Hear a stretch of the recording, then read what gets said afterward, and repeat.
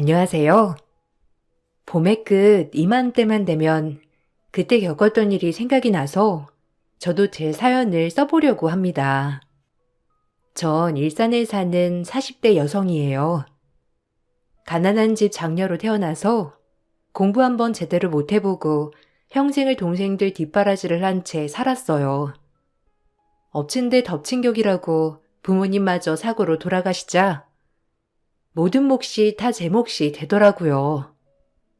결혼도 하지 않고 동생들의 엄마처럼 살아야겠다고 생각했던 것도 잠시, 초등학교 때부터 중학교 동창인 친구가 참 옆에서 많은 힘과 의지를 주더라고요. 그게 저의 남편이었어요. 시어머님은 고아에다가 줄줄이 동생이 둘이나 딸린 저를 참 못마땅히 여기셨죠. 저도 이해는 가더라고요. 없이 살고 불행을 줄줄이 몰고 오는 며느리를 누가 좋다고 하겠어요. 100번 1000번 이해했습니다. 하지만 꽤나 마음은 아프더라고요. 네가 뭐가 모자라서 천의 고아랑 결혼을 해. 그것도 딸린 식구만 줄줄이 사탕인 집안이랑. 볼 게 뭐가 있냐? 대학을 번듯하게 나오기를 했어? 나 이렇게 억울하게 우리 아들 엄한테 못 준다. 내가 널 어떻게 키웠는데 저런 집에 장가를 가겠다는 거야. 제가 책임지고 싶어서 그래요. 열심히 살려고 하는 애인데 잘 챙겨주고 싶기도 하고요.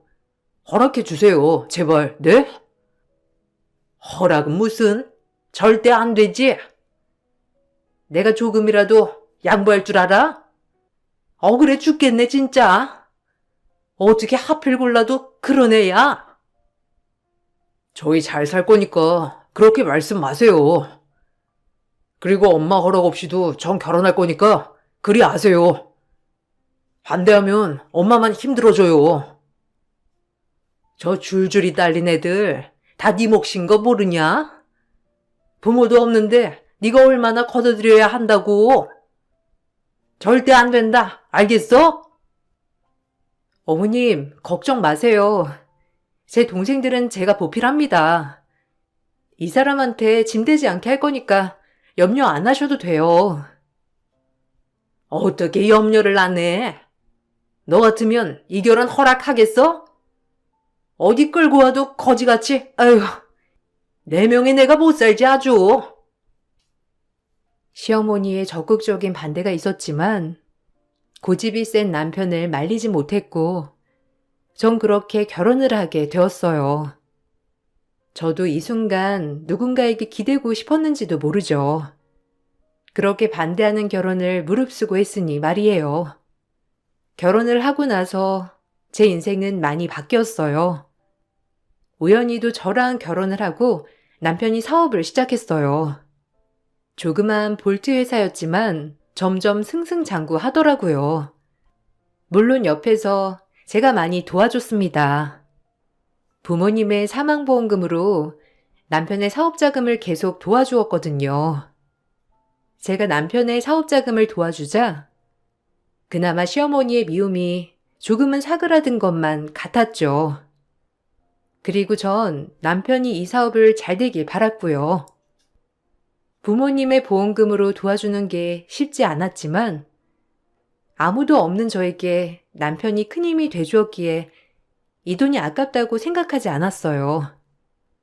나의 또 다른 가족이 하는 일을 응원하는 일이니 부모님도 기뻐하실 것이라 생각하며 기꺼이 투자를 한 것이죠. 너 만나고 모든 일이 더 잘 되는 것 같아. 네가 내 복덩어리다 진짜. 이젠 나한테 기대면서 지내. 아픔 슬픔 모두 다 있고. 그렇게 말해줘서 너무 고마워. 그래도 자기 일이 잘 되니까 나도 너무 좋다. 우리 이제 행복하게 살자. 알겠지? 너 아니었으면 내가 사업을 어떻게 할 수 있었겠어. 다 네 도움이지. 네 덕분에 이렇게 승승장구한 거야. 고맙다. 아니야. 내 동생들 나 이렇게 식구처럼 생각해줘서 내가 더 고맙지. 안 그래? 우리 이렇게 앞으로 서로 위하고만 살자.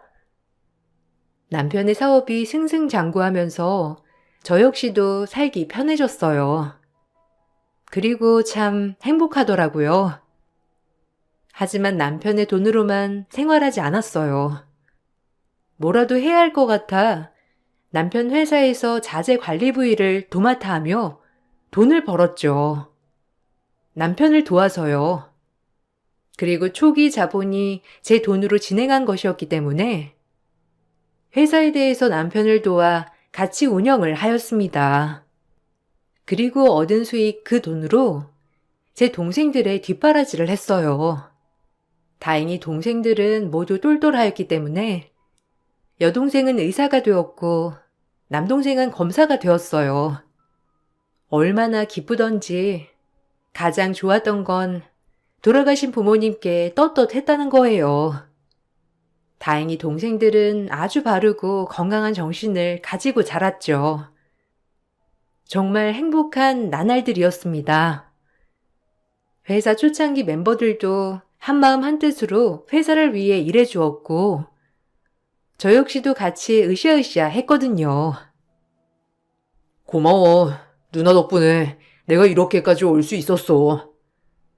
부모님 잃고 세상을 다 잃은 것 같았을 텐데 그래도 이렇게 잘 키워줘서 고마워. 누나 아니었다면 이 자리에 내가 올 수 없었을 테니까. 평생을 누나한테 갚으며 살게. 알겠지? 맞아, 언니. 우리가 언니한테 평생 이제 갚으며 살 거니까 언니는 두 다리 쭉 뻗고 살아. 이제 언니만 생각하면서. 고맙다. 돌아가신 부모님들이 보면 얼마나 기뻐하실까. 난 그걸로 됐어. 너희가 이렇게 잘 성장한 것만으로 말이야. 그래도 갚아야지. 누나가 그렇게 피땀 흘려 번 돈으로 우리를 이렇게 뒷바라지 해준 건데. 걱정 마, 누나. 우리가 갚을 거야. 동생들은 어느덧 장성해서 이렇게 저를 기분 좋게 해주더라고요. 그렇게 평생을 행복할 줄 알았어요. 하지만 제 동생이 검사가 되었다는 소식을 듣자 시어머니는 저를 호출하시더라고요. 워낙에 저를 마음에 안 들어 하시는 분이라 늘 시댁에 갈 때면 마음을 졸이고 가는 것이 일상이 되었지만 그래도 어머님 부름이니 마음 단단히 먹고 시댁에 방문하였습니다. 남편이 사업으로 잘 풀린 뒤부터는 저에게 막 대놓고 뭐라 하신 적은 없었지만 이번에 목소리가 별로 좋지 않아 좀 이상했거든요. 하지만 어머님은 역시나 저를 불러놓고 이상한 말을 하더라고요. 얘기를 듣는데 너무 기분이 나빠져서 기가 막히더라고요. 어머님은 제 동생들에게 남편이 큰돈을 대주었다고 생각하더라고요. 그게 아니라고 말을 해도 기어코 돈을 빼돌린 사람 취급을 하시며 말이죠. 정말 기분이 나빴어요. 그리고 아무리 아니라고 해도 이해시키기엔 제가 너무 역부족이더라고요. 네 동생 검사 됐다며? 그거 우리 아들 덕이잖아. 안 그래? 우리 아들이 번 돈으로 네가 갖다 바쳐서 검사 만든 거 아니냐? 아니요, 어머니. 그이 돈 한 푼 들어가지 않았어요. 어떻게 제가 그러겠어요. 제가 정당히 일해서 번 돈으로 동생들 공부시킨 거죠. 그러니까 그런 거는 걱정 안 하셔도 돼요. 그 말씀 하시려고 저 부르신 거예요? 아니면 뭐 하실 말씀이라도. 내가 그걸 어떻게 믿어? 공부를 그만이 시켰으면 분명 내 아들 돈도 들어간 거지. 너 이걸 다 어떻게 갚을래? 네가 이 집에 들어와서 돈만 축내고 한 게 뭐가 있냐고. 내가 억울해서 그래. 지 동생들 의사 검사 만들려고 이 집에 시집 온 거 아니냐? 아, 그런 거 아니에요. 제가 양심이 있지. 어떻게 그이한테 이 돈을 다 대달라고 하겠어요. 그러니까 그런 걱정은 안 하셔도 돼요. 아무짝에도 쓸모없는 것. 억울해 죽겠네. 네 동생들한테 한 달에 얼마씩 우리 집에 갖다 주라고 해라. 알겠어? 그이 사업자금 된 거 저예요, 어머님. 그렇게 억지 쓰지 마세요. 그렇게 따지면 그이가 이렇게 잘 될 수 있었던 게 처음부터 저 때문 아니었을까요? 저도 이렇게 말 안 하니까 어머님도 그런 식으로 말씀하지 말란 말이에요. 같은 가족끼리. 아셨죠? 아이고, 너 아주 나 가르치려 드는구나. 이제 네가 아주 대가리가 커져서 눈에 뵈는 게 없지? 우리 아들이 잘나서 잘 된 건데 어디서 주책 파악 못하고 네 덕분이라고 말을 해? 날린 식구 줄줄이 사탕해. 불행한 건 며느리로 받아줬더니만 아주 기고만장이지? 시어머니는 제 동생들에게 돈을 요구하셨어요. 그동안 공부를 시켜줬으면 이 정도는 당연히 해야 한다고 말이죠. 전 제가 벌어 공부를 시켰다고 아무리 얘기를 하려 했지만 어머닌 들으시려고도 하지 않더라고요. 제가 그렇게는 못한다고 하자 꼴도 보기 싫다며 나가라고 하더라고요. 그리고 그 후 제 동생들의 번호를 어떻게 알았는지 동생들을 불러 모욕을 주셨습니다. 제 동생들은 저에게 피해가 갈까 걱정을 하더라고요. 얼마나 마음이 안 좋던지 기분이 참 이런저런 마음이 들더라고요. 하나밖에 없는 누나가 시댁에서 이런 취급을 받고 사는 걸 아는 동생들의 마음은 무겁기 그지 없었어요. 제가 더 미안하더라고요. 어떻게 남매들이 쌍으로 이렇게 뻔뻔해? 그렇게 의사되고 검사된 게 다 누구 때문인데? 이렇게 입을 씻어 씻기를? 한 달에 얼마씩 우리 아들한테 보낼 건지 딱 얘기하고 대화 끝내자고. 나도 올해 얼굴 보고 싶지 않으니까. 알겠어요? 아, 저희 누나한테 이렇게 항상 모욕을 주셨던 겁니까? 저희 누나가 뭘 그렇게 잘못했다고 이러시는 거냐고요. 갚아도 저희 언니에게 갚아야죠. 여기에 제가 돈을 왜 갚아요? 사돈 어르신 말씀이 너무 지나치시네요. 공부는 저희 언니가 시켜준 거지 사돈 어른이 시켜준 게 아니잖아요. 안 그래요? 그 돈 들을 의무 없다고 생각합니다. 그러니까 저희 가볼게요.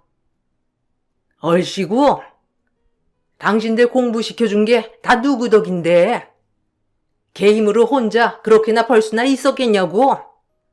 누나 이혼당하는 걸 보기 싫으면 우리 아들 만나서 이렇게 잘 사는 게 누구 덕인데 지금 여기 와서 저렇게 고개를 빳빳이 쳐들고 나한테 따지길. 좋은 게 좋은 거라고 한 달에 얼마씩 보내란 말이야. 공부시켜준 은혜는 갚아야지. 세상에 공짜가 어디 있다고. 안 그래요? 사돈 어른이 그렇게 말씀하신 거면 어떻게든 갚아 나가야겠죠. 일단 뭘로 갚을진 저희가 따로 생각해 볼게요. 부모 없는 티 꼭 여기서 난다니까. 어떻게 갚을 건지 꼭 연락 줘요. 난 무조건 받아야겠으니까. 알겠어요? 할 말은 끝이야. 우리 아들 돈을 그런 곱게 갖다 쓰려고 했어? 어머니 남남인데 돈은 갚아야지. 이렇게라도. 정말 남매들이 쌍으로 마음에 안 든다니까. 제 동생들이 말이 통하지 않자 시어머니는 돈을 주지 않으면 저희 부부를 이혼시키겠다고 협박을 했다고 하더라고요.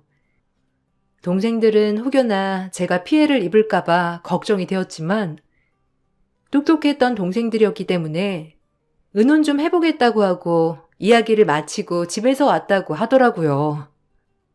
어떻게 그렇게 말을 했는지 어이가 없었어요. 뒤늦게 이 소식을 접한 제가 얼마나 나쁘끄럽고 마음이 아파지던지 남편에게 이 일을 얘기했어요.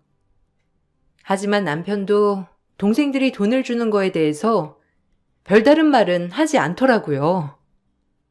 그리고 동생들은 그런 저를 안쓰럽게 생각하더라고요. 오히려 이런 모습을 보여주는 제 자신이 너무 부끄럽고 수치스럽더라고요. 그리고 그냥 이 상황을 방치하는 남편에게 화가 났어요. 남편도 어머님을 두둔하는 식으로 얘기를 하더라고요. 기가 막혔죠. 어머님, 너무 하신 거 아니야? 따지고 보면 내가 월급 받아서 애들 뒷바라지 한 건데 어떻게 그렇게 애들한테 돈을 달라고 하실 수가 있어? 그건 아니지. 당신이 가서 말 좀 잘해줘. 내가 아무리 말해도 들어주시질 않잖아. 애들한테 안 그러면 우리 이혼시킨다고 하더래. 어떻게 그런 말씀을 하실 수가 있어? 어? 자기가 어머님 좀 설득해줘. 나 진짜 너무 속상해서 그래. 엄마 말도 틀린 말은 아니지. 솔직히 네 돈으로 공부시켰다고 해도 내 회사에서 돈 벌어서 시킨 건 맞잖아. 그리고 네 동생들도 뻔뻔하지. 그렇게 공부했으면 당연히 이 정도는 해야 하는 거 아니야? 자기들 인생이 정말 바뀐 건데 그래 안 그래? 이렇게 말 안 하려고 했는데 누구 때문에 회사가 잘 됐는데? 내가 업체 계약 성사시킨 것만 해도 여러 군데고 나 없었으면 그만큼 성장했을 것 같아? 나도 이런 말 하기 싫어, 치사해서. 근데 어떻게 그렇게 말할 수가 있어? 당신 진짜 내 남편 맞아? 솔직히 사업도 내 돈으로 시작한 거잖아. 근데 어떻게 당신이나 어머님이나 그렇게 말할 수가 있냐고. 너무하다 정말. 너 이제 와서 생색내는 거냐?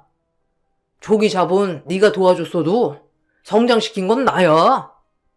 참나. 공치사 한번 징하게 한다 너. 말은 바로 해. 내가 없었으면 회사 이렇게까지 크지도 않았으니까. 나 이런 거 따지고 싶지 않아. 그러니까 어머님한테 내 동생들 그만 괴롭히라고 자기가 말 좀 해달란 말이야. 이 정도도 못해 부부 사이에? 예전에 자기 모습 도대체 어디 간 거야? 어? 흘러가 버린 세월 속에 남편도 참 많이 변해 있더라고요. 그렇게 끔찍이 날 아껴주던 사람이 완전 이해타산적으로 바뀌어갔죠. 너무 속상했습니다. 남편이 저렇게 나오니 저조차도 본전을 얘기하게 되더라고요. 그런 저에게 남편은 정이 떨어진다는 식으로 얘기하더라고요. 이러지도 못하고 저러지도 못하는 상황이었죠. 전 그래서 동생들에게 돈을 절대 보내지 말라고 했어요. 내가 뒷바라지 시킨 걸 굳이 시어머니와 남편에게 고마움을 표시할 필요는 없다고 생각했거든요. 더더욱 저렇게 나오니깐요. 우리 어머님이 한 말 귀담아 듣지 마. 그냥 해본 소리시니까 알겠지? 평상시엔 잘해주시니까 너무 걱정들 말고. 그래도 그때 보니까 사돈어른 보통이 아니시던데. 형부랑 얘기해봐야 하는 거 아니야? 언니가 그런 대접받고 사는지 진짜 몰랐어. 미안해. 우리가 그것도 모르고 언니한테 많이 짐이 됐지? 앞으로 언니한테 도움이 되도록 할 거야, 우리는. 매형도 진짜 너무하네. 누나가 그 집에서 어떻게 했는데? 일단 내가 뭐 도와줄 거 없어? 혹시라도 힘들면 무조건 우리한테 기대해. 알겠지? 우린 언제까지나 누나 편이니까 혼자 꾹꾹 참지 말란 말이야. 이젠 우리도 앞가림 알아서 하니까. 동생들이 죄책감을 가지는 거 보니 제 마음이 안 좋았어요. 불행은 한꺼번에 온다는 말이 맞듯이 그 일이 있고 난 후부터 남편이 심상치 않은 조짐이 보이기 시작했어요. 점점 외박을 하거나 제가 알지 못하는 회사에 접대 자리를 만들어 밤늦게 들어오는 일이 다반사였죠. 일이 이렇게 되자 싸움으로 지새는 날도 많았고요. 그런 일상이 반복되더라고요. 남편이 밖으로만 나돌자 저 역시도 우울하긴 마찬가지였습니다. 세상 다정한 남편은 온데간데 없고 이제서야 정체를 드러내는 건가 싶었거든요. 회사에서도 남편의 모습을 좋게 보지 않더라고요. 다들 초창기 멤버였기 때문에 남편에게 불만이 이만저만이 아니었어요. 왜 이렇게 늦게 들어와? 연락도 안 되고 자꾸 이러면 자기한테 회사를 어떻게 맡겨 내가? 요새 회사 신경도 안 쓰는데. 내 회사인데 맡기고 못 맡기고가 어딨어? 그가 초기 자본 좀 도와줬다고 네 회사인 양 굴지 마. 어디까지나 내 회사니까. 뭐라고? 어떻게 말을 그렇게 할 수가 있어? 회사랑 당신 위해서 하는 말이잖아. 어떻게 그렇게 남처럼 얘기해? 네가 그놈의 초기 자본으로 유세를 떨어대니까 그렇지. 언제적 얘기인데 지금까지 그걸 읊어먹길. 아유. 지금 직원들도 말이 많아. 도대체 뭐하고 다니는 거야? 매일 회사에도 없고 어딜 그렇게 돌아다니는 거냐고. 머리 빈 애들이랑 일하기 힘들다 진짜. 너 역시도 그렇고 직원들도 그렇고 뭘 알아야 같이 회의를 하고 얘기를 하지. 어휴. 남편은 저에게 거리를 두기 시작했고 하물며 저에게 회사도 나오지 말란 식으로 얘기를 하더라고요. 시어머니와 함께 말이에요. 결혼 전 그렇게 저희 편이 돼주겠다던 남편은 온데간데 없었어요. 오히려 회사가 더 부흥하기 시작하자 이제 저를 내치려고 하는 것 같았거든요. 꼬투리 하나하나 잡아서 저를 못살게 굴기 시작했습니다. 대놓고 저러니 마음이 아프더라고요. 한편으론 내가 이렇게 지면 안 된다고 생각을 했고 어떻게 해서든지 남편의 마음을 돌리려고 애를 쓰려고 했어요. 무조건 말이죠. 이제 회사 그만 나와도 돼. 사람들 다시 세팅할 거고 이제 그냥 집에서 쉬어. 그리고 네 동생들 그렇게 검사의사 만들었으면 너한테도 뭐 보탬이 되겠지. 네가 그렇게 돈 벌 필요까진 없잖아. 안 그래? 회사가 커진 만큼 사람들도 좀 엘리트로 바꿀 거고. 그러니까 집에서 이제 회사 걱정하지 말고 있어. 뭐 쇼핑을 한다거나 아니면 친구들을 좀 만난다거나 말이야.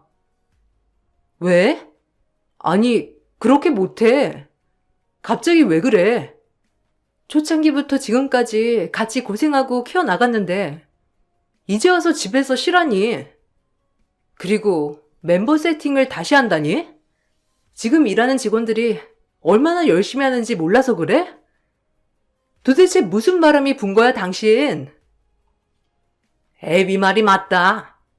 네가 도움이 뭐가 되겠어?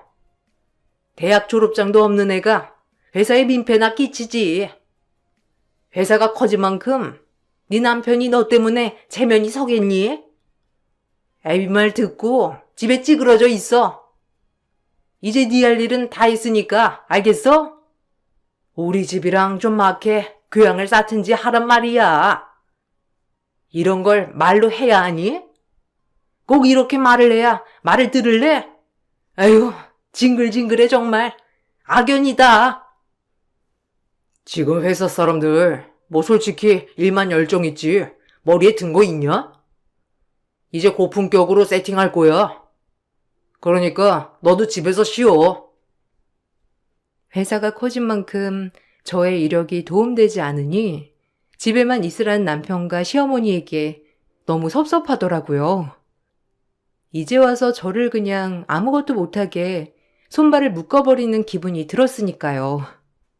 싫다고 했지만 남편과 시어머니는 절 완강히 집에 두려워했어요. 회사를 가려고 해도 제 자리조차 치워버린 남편이 어이가 없더라고요. 하지만 이런 모습을 동생들에게 보여주면 걱정을 할까봐 애써 동생들에겐 아무렇지 않은 척을 했어요.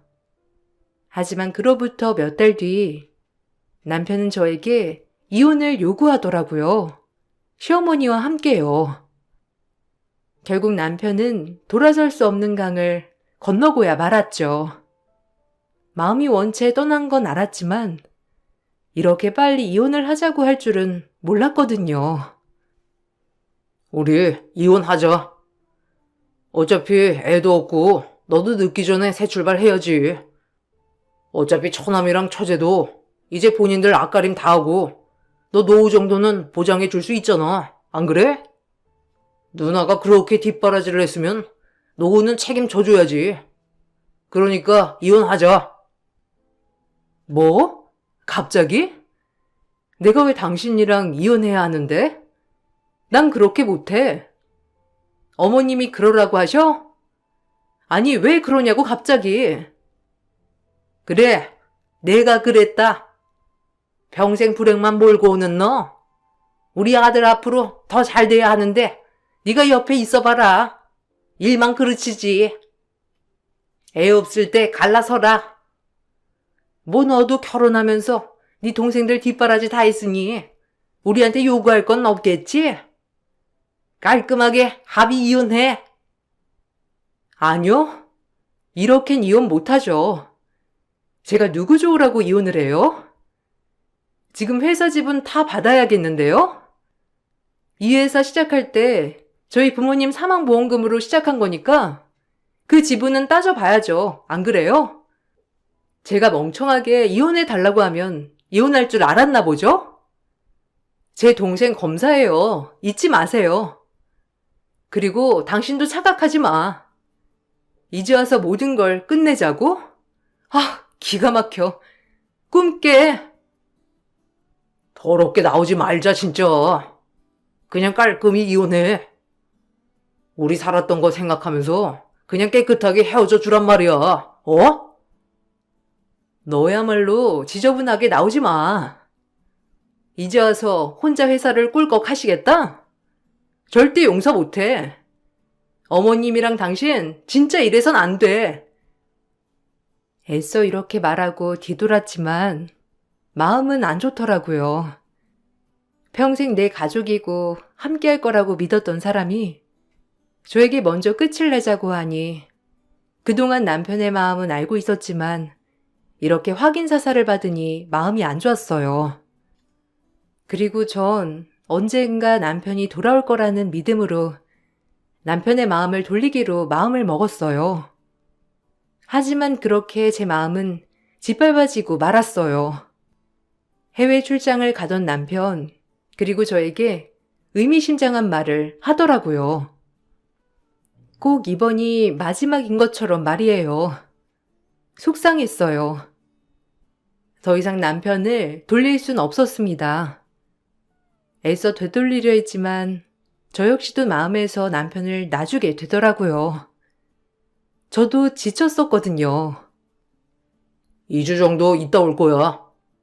2주 뒤엔 그냥 깔끔히 헤어져 주길 바란다. 질질 끌어봤자 너만 상처받아. 내가 이렇게까지 하지 않길 바랄게. 그러니까 나 없는 2주 동안 내가 저기 찍어놓은 합의 이혼 서류에 도장만 찍어줘. 그럼 나 간다. 2주 뒤엔 안 봤으면 해. 당신 진짜 너무한다. 그래, 마음대로 해봐. 어리석다. 정말 뭐에 홀려서 나한테 그러는지. 정말 당신 맞나 싶어. 이 말을 남기고 남편은 출장을 떠났고 하루 이틀은 정신을 차릴 수 없었지만 지금부터라도 정신을 똑바로 차려야 한다고 생각했어요. 내가 뭘 할 수 있을까 생각을 했죠. 그리고 시어머니는 보란 듯이 남편이 귀국하던 날 저를 부르시더라고요. 꼭 오라고 하면서요. 어머님의 부름에 반신반의하며 집으로 향했어요. 그리고 어머님은 저 보란 듯이 밥상에 임금님 수라상을 차렸더라고요. 그리고 대놓고 이제 저에게 상처를 주며 말하기 시작했어요. 역시는 역시였어요. 정말 모든 게 끝나는 순간이었죠. 너 그거 알지? 걔 출장 간 거 아니야. 운명의 상대를 만났다나 보라나. 같이 혼낸다. 미국에서 박사하는 애라는데 이제서야 제대로 된 며느리 보겠어 아주. 네가 이 꼴을 봐야 이혼을 해주지, 안 그래? 네가 얼마나 우리 아들한테 줄도 못 댈 애였는지 말이야. 본인이 느껴야 알아서 빠져주지 않겠어? 우리가 이렇게까지 해야겠니? 네 주제는 여기까지란다. 뭐라고요? 인간들이 뻔뻔하게도 유분수지. 어쩜 그렇게 뻔뻔해? 남의 돈으로 사업해서 지금까지 호의호식하게 해줬더니만 뭐? 이제 와서 운명의 상대를 만났으니 나보고 꺼져라? 웃기지 마. 내가 가만 있을 줄 알아? 절대 용서 안 해, 당신들. 네가 용서 안 하면 어쩔 건데. 내가 다 알아봤어. 뭐 위자료 몇 푼 주면 된다더라. 그러니까 푼돈이라도 챙길 때 도장 찍으렴. 시어머니의 막말 퍼레이드가 이어질 때 벨소리가 울렸어요. 어머닌 그 벨소리를 들으며 화색이 돌았죠. 그리고 해외에서 돌아온 남편과 상간녀인 줄 알고 시모가 신나서 문을 열더라고요. 하지만 문을 열고 시어머니가 맞이한 건 해외에서 돌아온 남편이 아닌 경찰들이었어요. 그 순간 온 집이 그야말로 아사리판이 되더라고요. 시어머니는 갑자기 들이닥친 경찰들에 놀라서 이게 무슨 일이냐며 아들에게 전화를 했고 남편은 전화를 받지 않았어요. 그 이유는 검찰 조사를 받고 있었거든요. 사실 남편이 해외로 나가던 날 저에게 했던 말들이 용서가 되지 않았어요. 그리고 그동안 같이 일했던 회사 직원들 중 저와 절친했던 사람들을 남편은 해고하려 했었죠. 회사가 커지면서 저를 내치고 모두 본인의 사람들로 갈아치우려고 했었거든요. 그 회사 사람들이 저에게 제보해준 내용들이 많았습니다. 남편의 탈세 자료와 비리 자료들을 저에게 전달해 줬던 거예요. 본인들도 갑자기 억울하게 해고당하게 생겼으니 저에게 적극적으로 도움을 주더라고요. 그리고 입국하던 날 남편은 바로 공항에서 탈세 혐의로 검찰에게 붙잡혀 갔습니다. 당신 아들 이미 경찰서에서 조사받고 있어. 알아? 왜? 내가 이대로 위자료 받고 물러날 줄 알았어? 내 동생 검사라니까. 내가 그렇게 바보야? 내가 아무리 못 배웠어도 말이지. 그렇게 호락호락할 사람은 아니거든. 알겠어? 어리석은 인간들.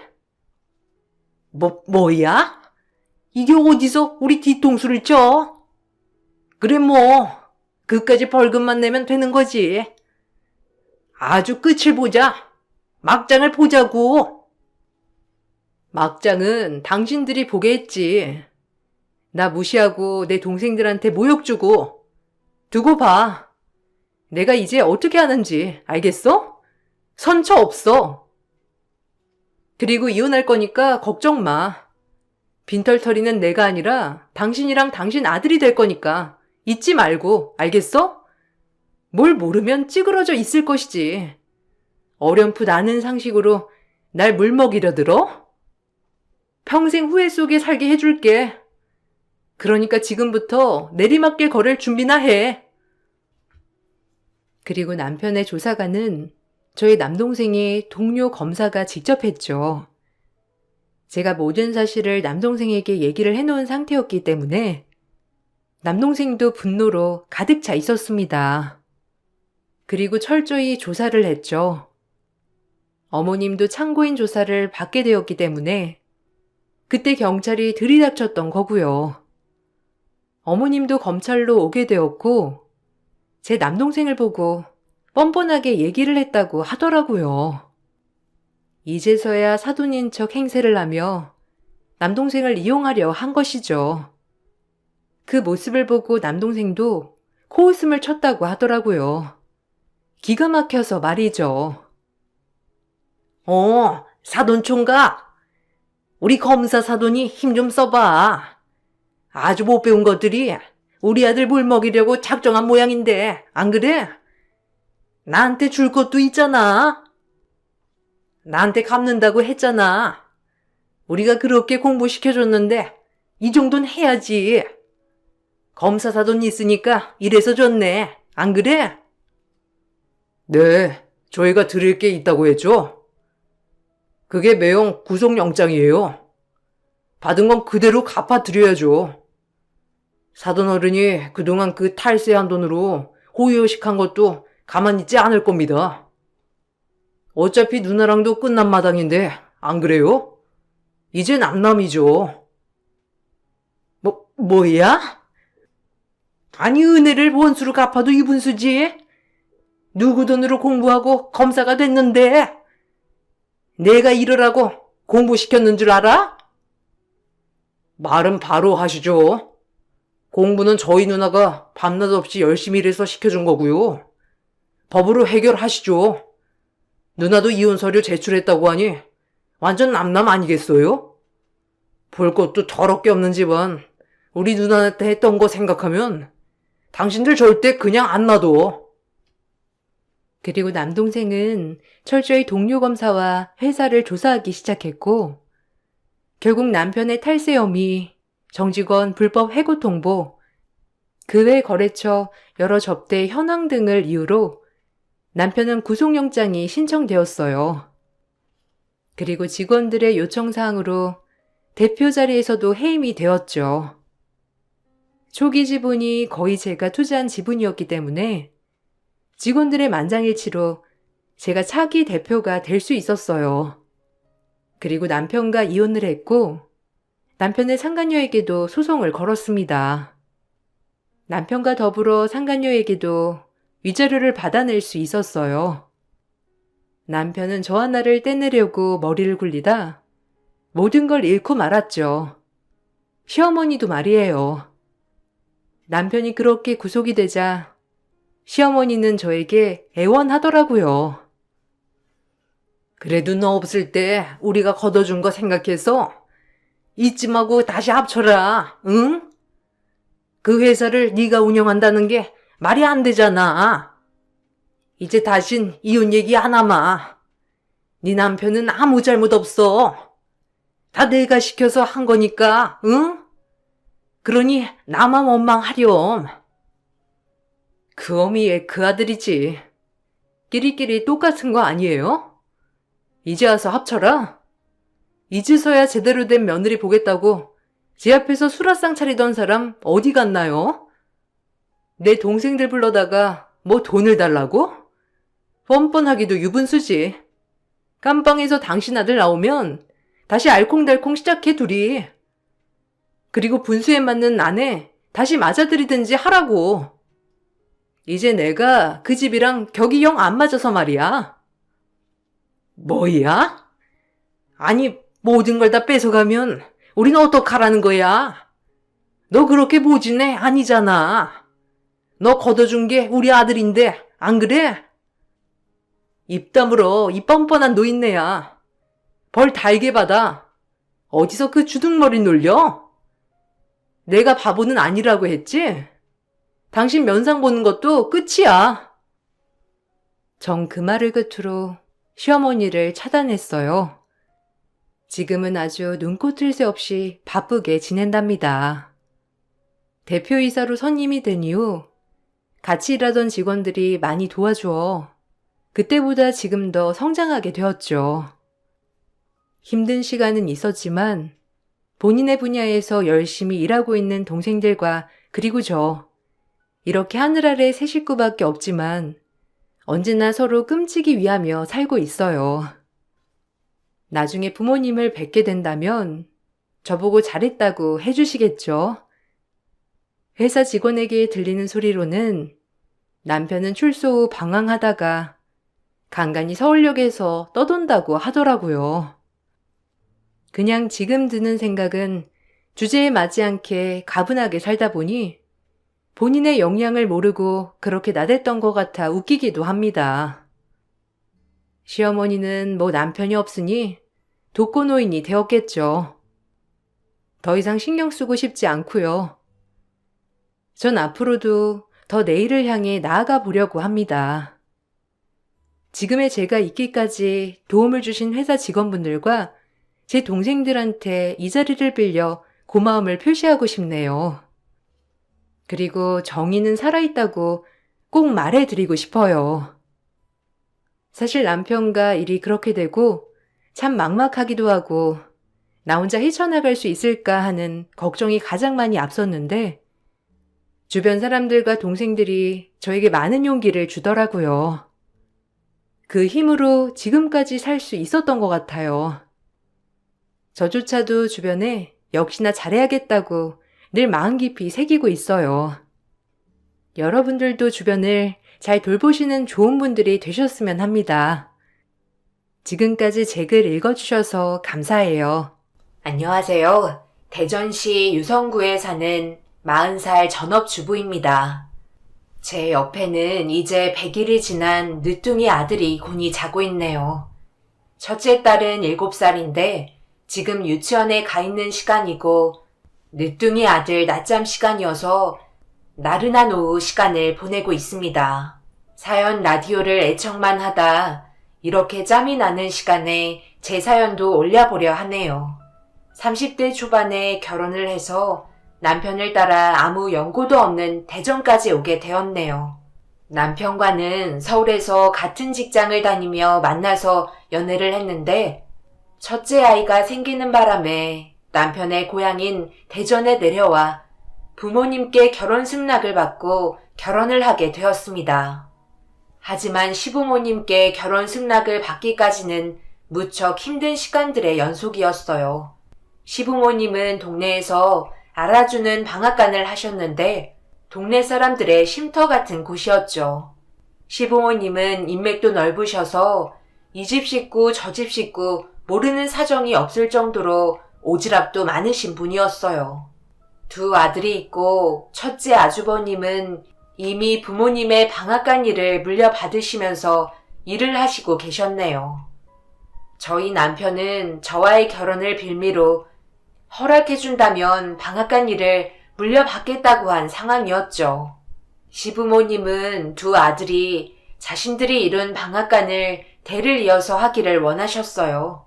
하지만 남들의 시선도 중요하게 여기신 분들이라 고아인 저와 결혼하겠다고 데려온 둘째 아들이 달갑지만은 않으신 듯 했네요. 그로 인해 시부모님께 모진 말도 듣게 되면서 평생 잊지 못할 마음의 상처도 받았죠. 하지만 제 뱃속에 아이가 자라고 있기 때문에 결혼 승낙을 받아야만 했습니다.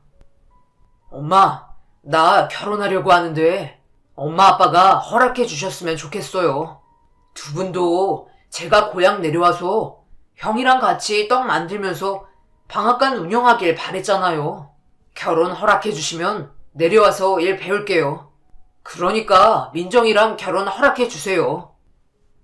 우리야 그럼 너무 좋지. 어디서 뭐하는 여잔데?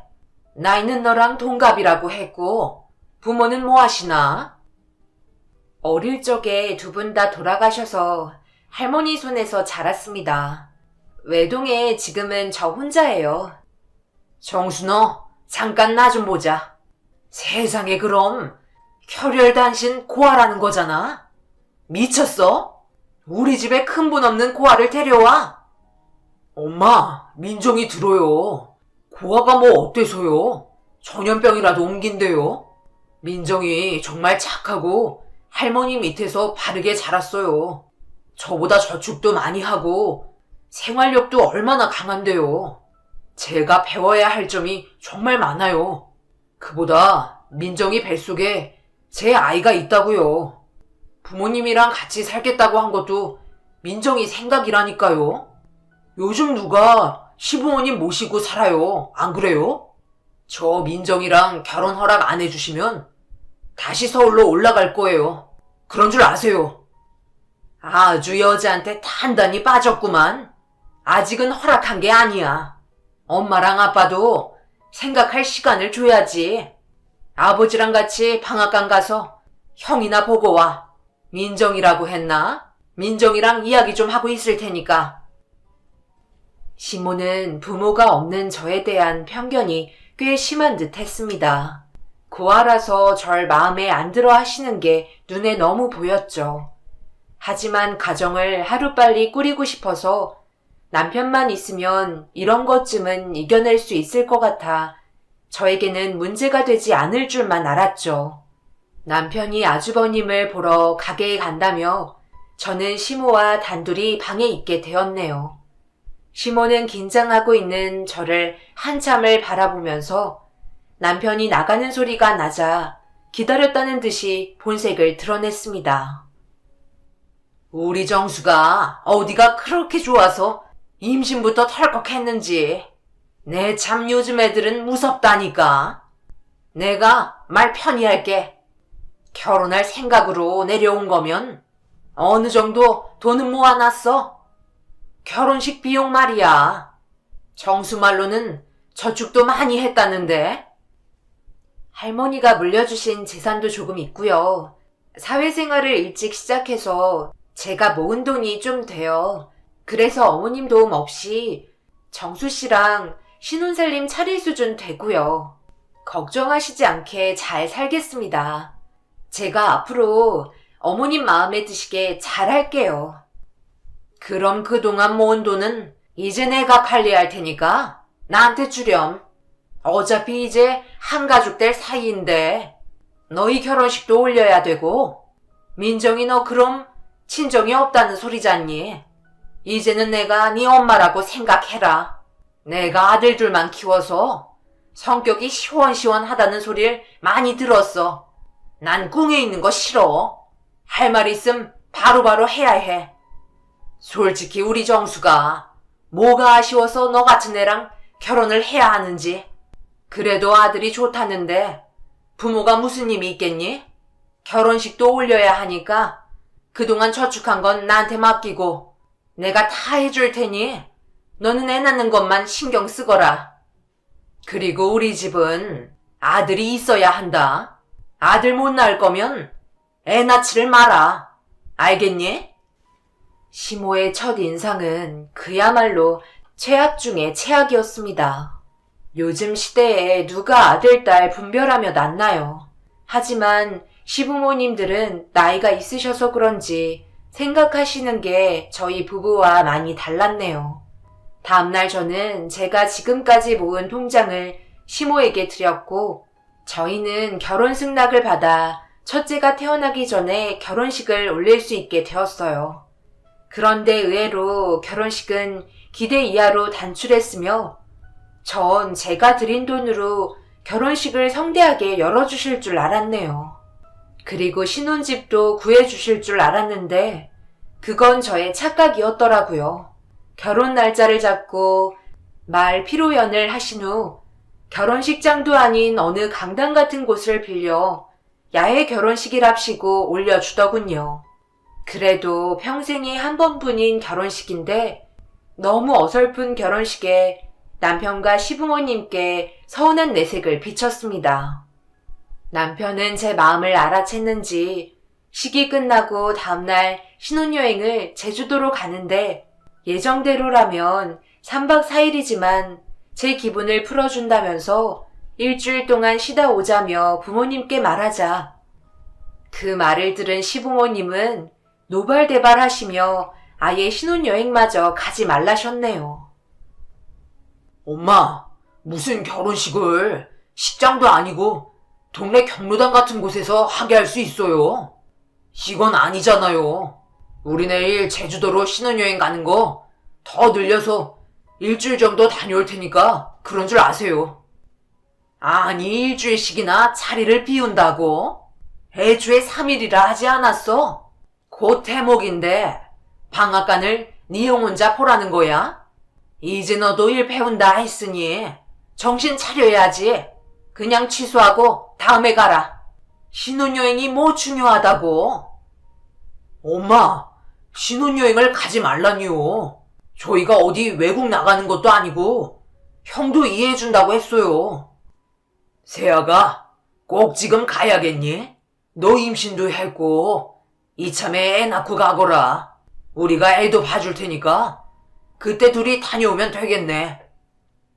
결국 시부모님의 뜻대로 되었고 억울했지만 아이를 봐주신다는 말에 다음을 기약하며 참을 수밖에 없었네요.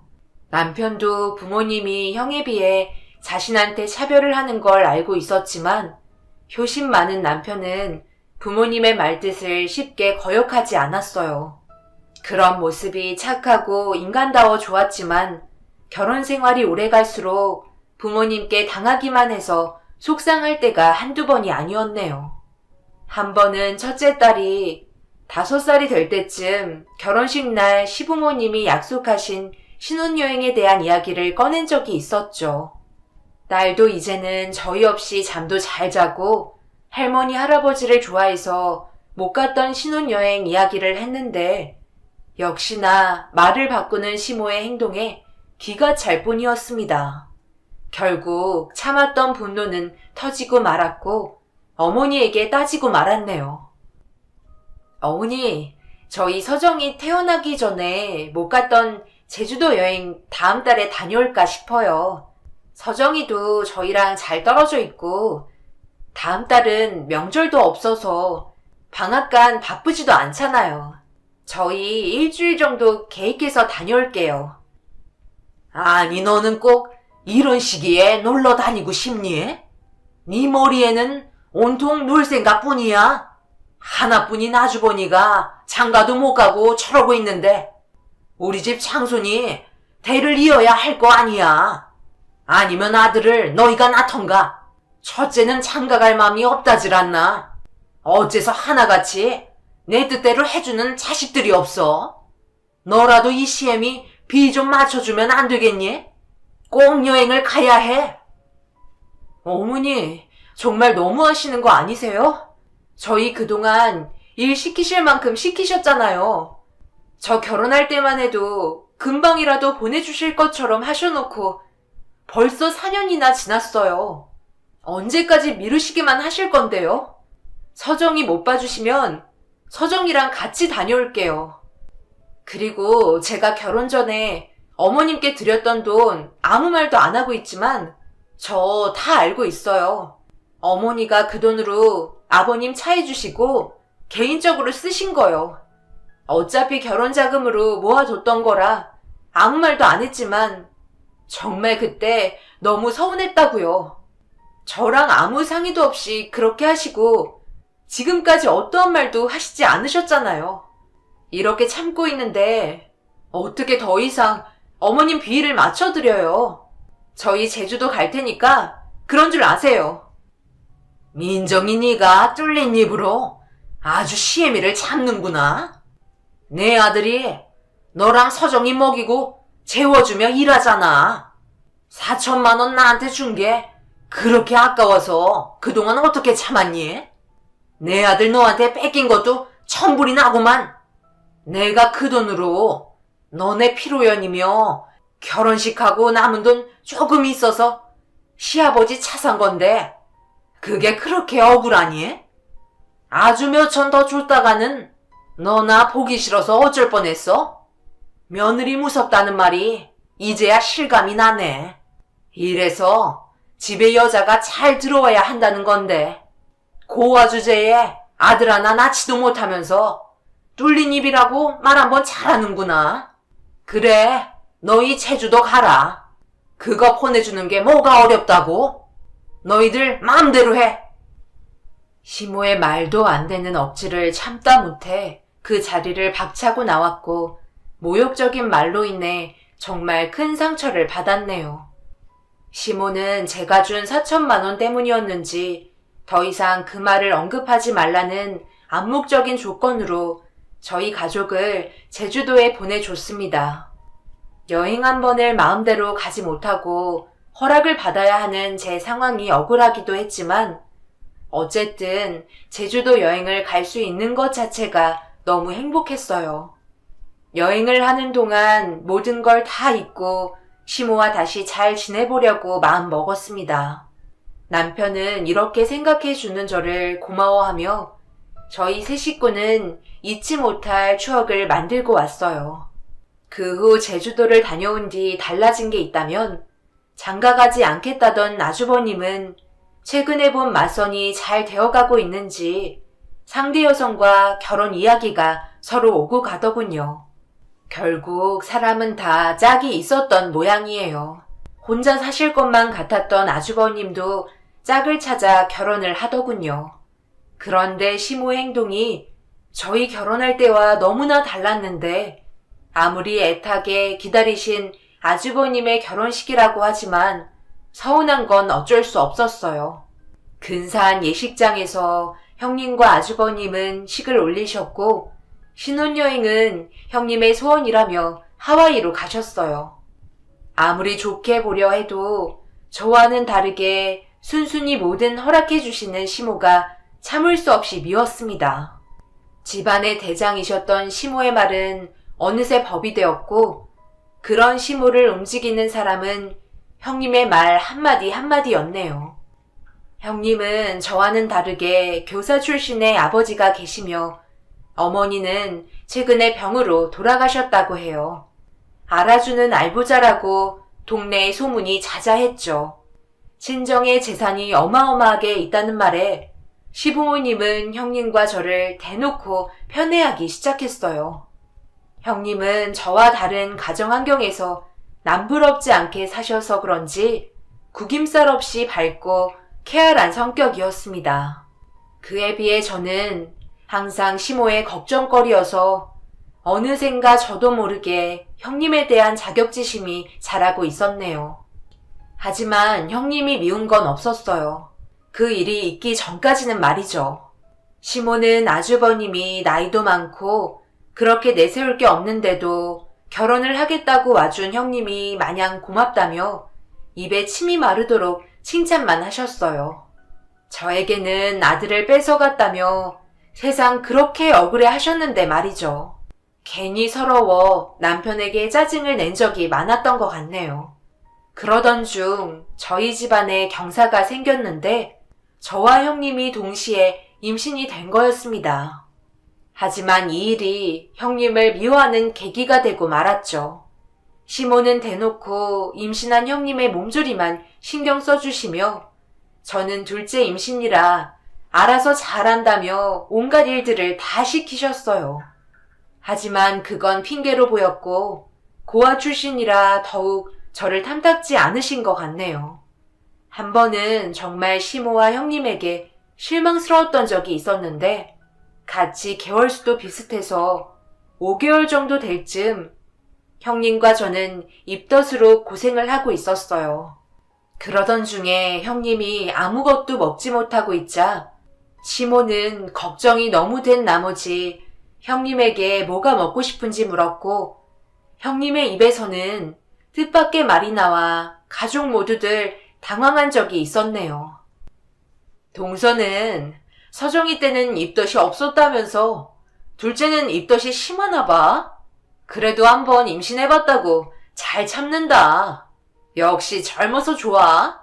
나는 정말 못 버티겠는데. 애 낳을 때는 더 힘들겠지? 벌써 걱정이다. 내가 동서 같은 나이만 돼도 걱정 없을 것 같은데 말이야. 나는 걷는 것도 힘들어. 잠잘 때는 더 힘들던데? 동서는 이런 걱정 없지? 나이 젊다고 안 힘든 건 아니에요. 저도 6년 만에 임신인 거라 다 처음 같은걸요. 먹는 것마다 다 헛구역질이네요. 둘째 니가 첫째랑 같니? 그래도 한 번 낳아본 거랑 처음인 애랑 당연히 다르지. 첫째는 그냥 네 몸만 신경 써라. 아이 잘못되면 안 되니까. 그리고 이제 슬슬 성별 나올 때 되지 않았나? 첫째는 뭐 먹고 싶은 거 없고? 2주 뒤에 나 알려준다네요. 그나저나 어머님, 저 장어가 먹고 싶은데요. 요 근처에 파는 장어 말고요. 제가 결혼 전에 고창에서 풍천장어를 먹은 적이 있는데 그게 요즘 너무 생각이 나요. 다른 장어는 맛도 아니에요. 꼭 풍천장어라야 해요. 그런데 먹을 수 없겠죠? 어제는 그거 먹는 꿈도 꾼 거 있죠? 제가 원래 음식을 가리는 편이 아닌데. 장어? 여기서 파는 장어는 별로지. 내가 네 시아버지랑 당장 가서 사올 테니까 걱정 마라. 아니 이참에 우리 직접 가서 먹을까? 그래, 어디 멀리 가는 것도 아니고. 둘째야, 우리 첫째랑 장어 먹고 올 테니까 떡집 좀 봐라. 그럴 수 있지? 어이가 없어서 말도 안 나오더군요. 차라리 제 눈에 안 보이는 게 낫겠다 싶어 순순히 다녀오시라 했네요. 주말을 껴서 형님네는 가족 나들이 겸 장어를 먹으러 다녀왔는데 정말 이해할 수 없는 게 제 입은 입이 아닌지 뭐 하나 사들고 온 게 없더라고요. 제가 임신을 안 했더라면 덜 서운하겠는데 똑같은 며느리이고 동시에 임신한 건데 시모는 며느리도 격이 다르다고 생각하는 것 같았어요. 그리고 음식 가지고 서운해하면 왠지 저만 이상한 사람 같아서 참고 있으려 했는데 생각할수록 속이 상하더라고요. 미운하고나 시모와 6년을 함께한 사람은 저인데 이제 막 가족이 된 형님보다 제가 더 못하다는 것이 억울하기만 했습니다. 시모는 기댈 곳 하나 없는 저보다 든든한 친정이 있는 형님이 더 눈에 들어오나 보더군요. 시모가 그렇게 바라던 성별이 나오는 날이 다가오자 시모는 본인도 가서 들어야겠다며 형님과 저를 따라 산부인과에 함께 갔네요. 아들이길 간절히 바라셨던 시모는 결국 성별을 확인하게 되자 그 자리에서 소리를 지르고 말았습니다. 세상에 손주가 둘이나 생기다니. 드디어 내 손이 우리 첫째 때문에 풀렸구나. 아이고 잘했다 잘했어.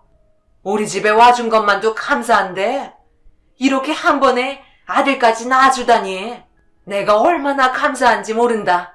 정말 고맙다 첫째야. 어머니, 저도 둘째는 아들이라네요. 저는 기쁘시지 않으세요? 서정이 남동생 생긴 것도 축하해 주세요. 너무 형님만 그러시지 마시고요. 그동안 별말 없었는데 저 서운한 게 많아요. 저도 같이 임신한 며느리인데 형님만 뭐든 챙기시잖아요. 어머, 동서, 그동안 어머님이 나만 챙긴 걸로 엄청 서운했나 보다. 그럼 내가 얼마나 미웠겠어. 동서, 은근 앙큼하네. 나 없는 동안 어머님 사랑 듬뿍 받았을 거 아니야. 내가 그렇게 어머님 사랑 받는 게 싫어? 동서, 욕심 많구나. 어머님, 동서 만만하게 봐서는 안 되겠는데요? 어머님이 저만 좋아하신다면서 그동안 제가 얼마나 미웠겠어요.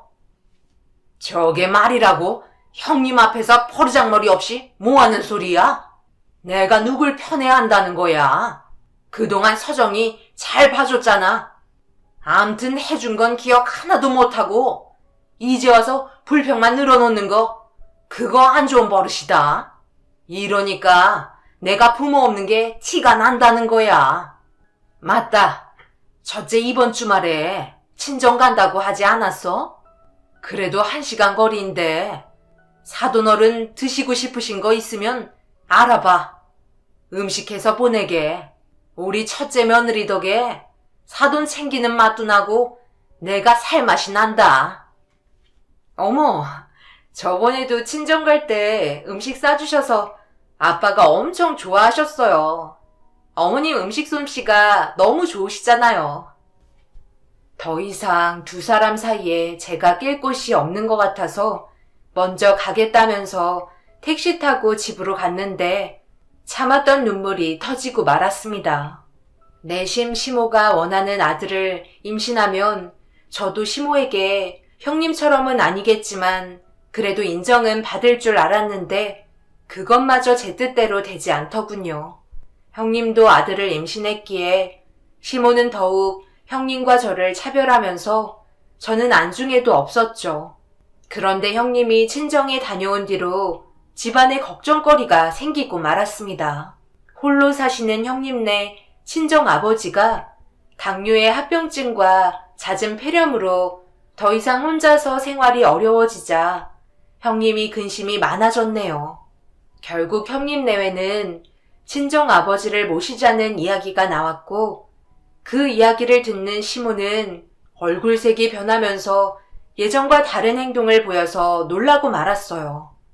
하지만 시모는 형님 눈치를 더 봤기 때문에 마지못해 형님이 원하는 대로 하는 듯 보였네요. 어머님, 요즘 친정 아빠 몸이 너무 안 좋아지셔서 저희가 모셔야 할 것 같아요. 아이 출산도 친정 근처에서 할까 해요. 그럼 병원도 옮겨야겠죠?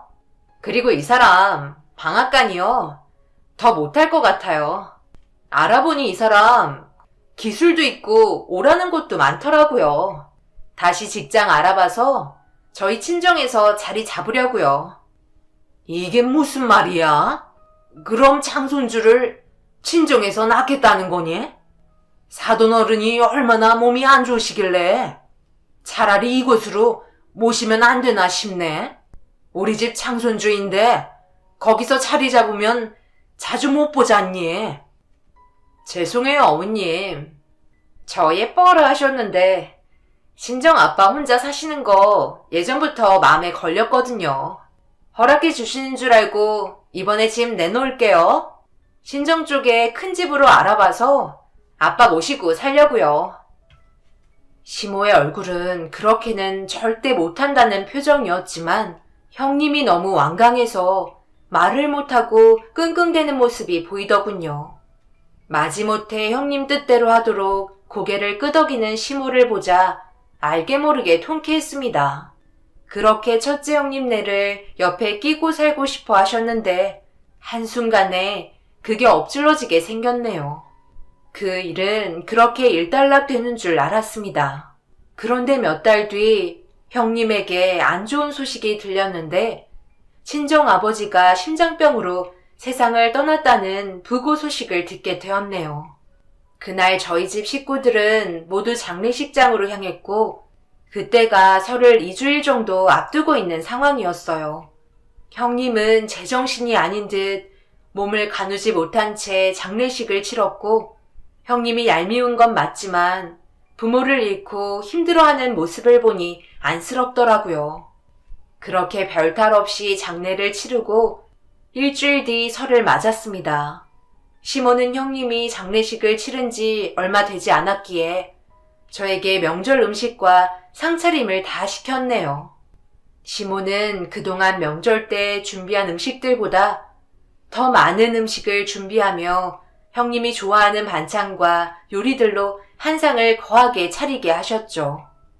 누가 봐도 형님만을 위한 음식을 차리고 있는 고생하는 저를 보고도 모른 척하며 같이 배가 불러오는 입장인데 고맙다거나 고생한다는 말 한마디 없이 묵묵히 일하는 저를 바라만 보더군요. 그런데 그날따라 서정이도 저를 귀찮게 자꾸 찾아서 몸이 10개라도 부족할 정도였습니다.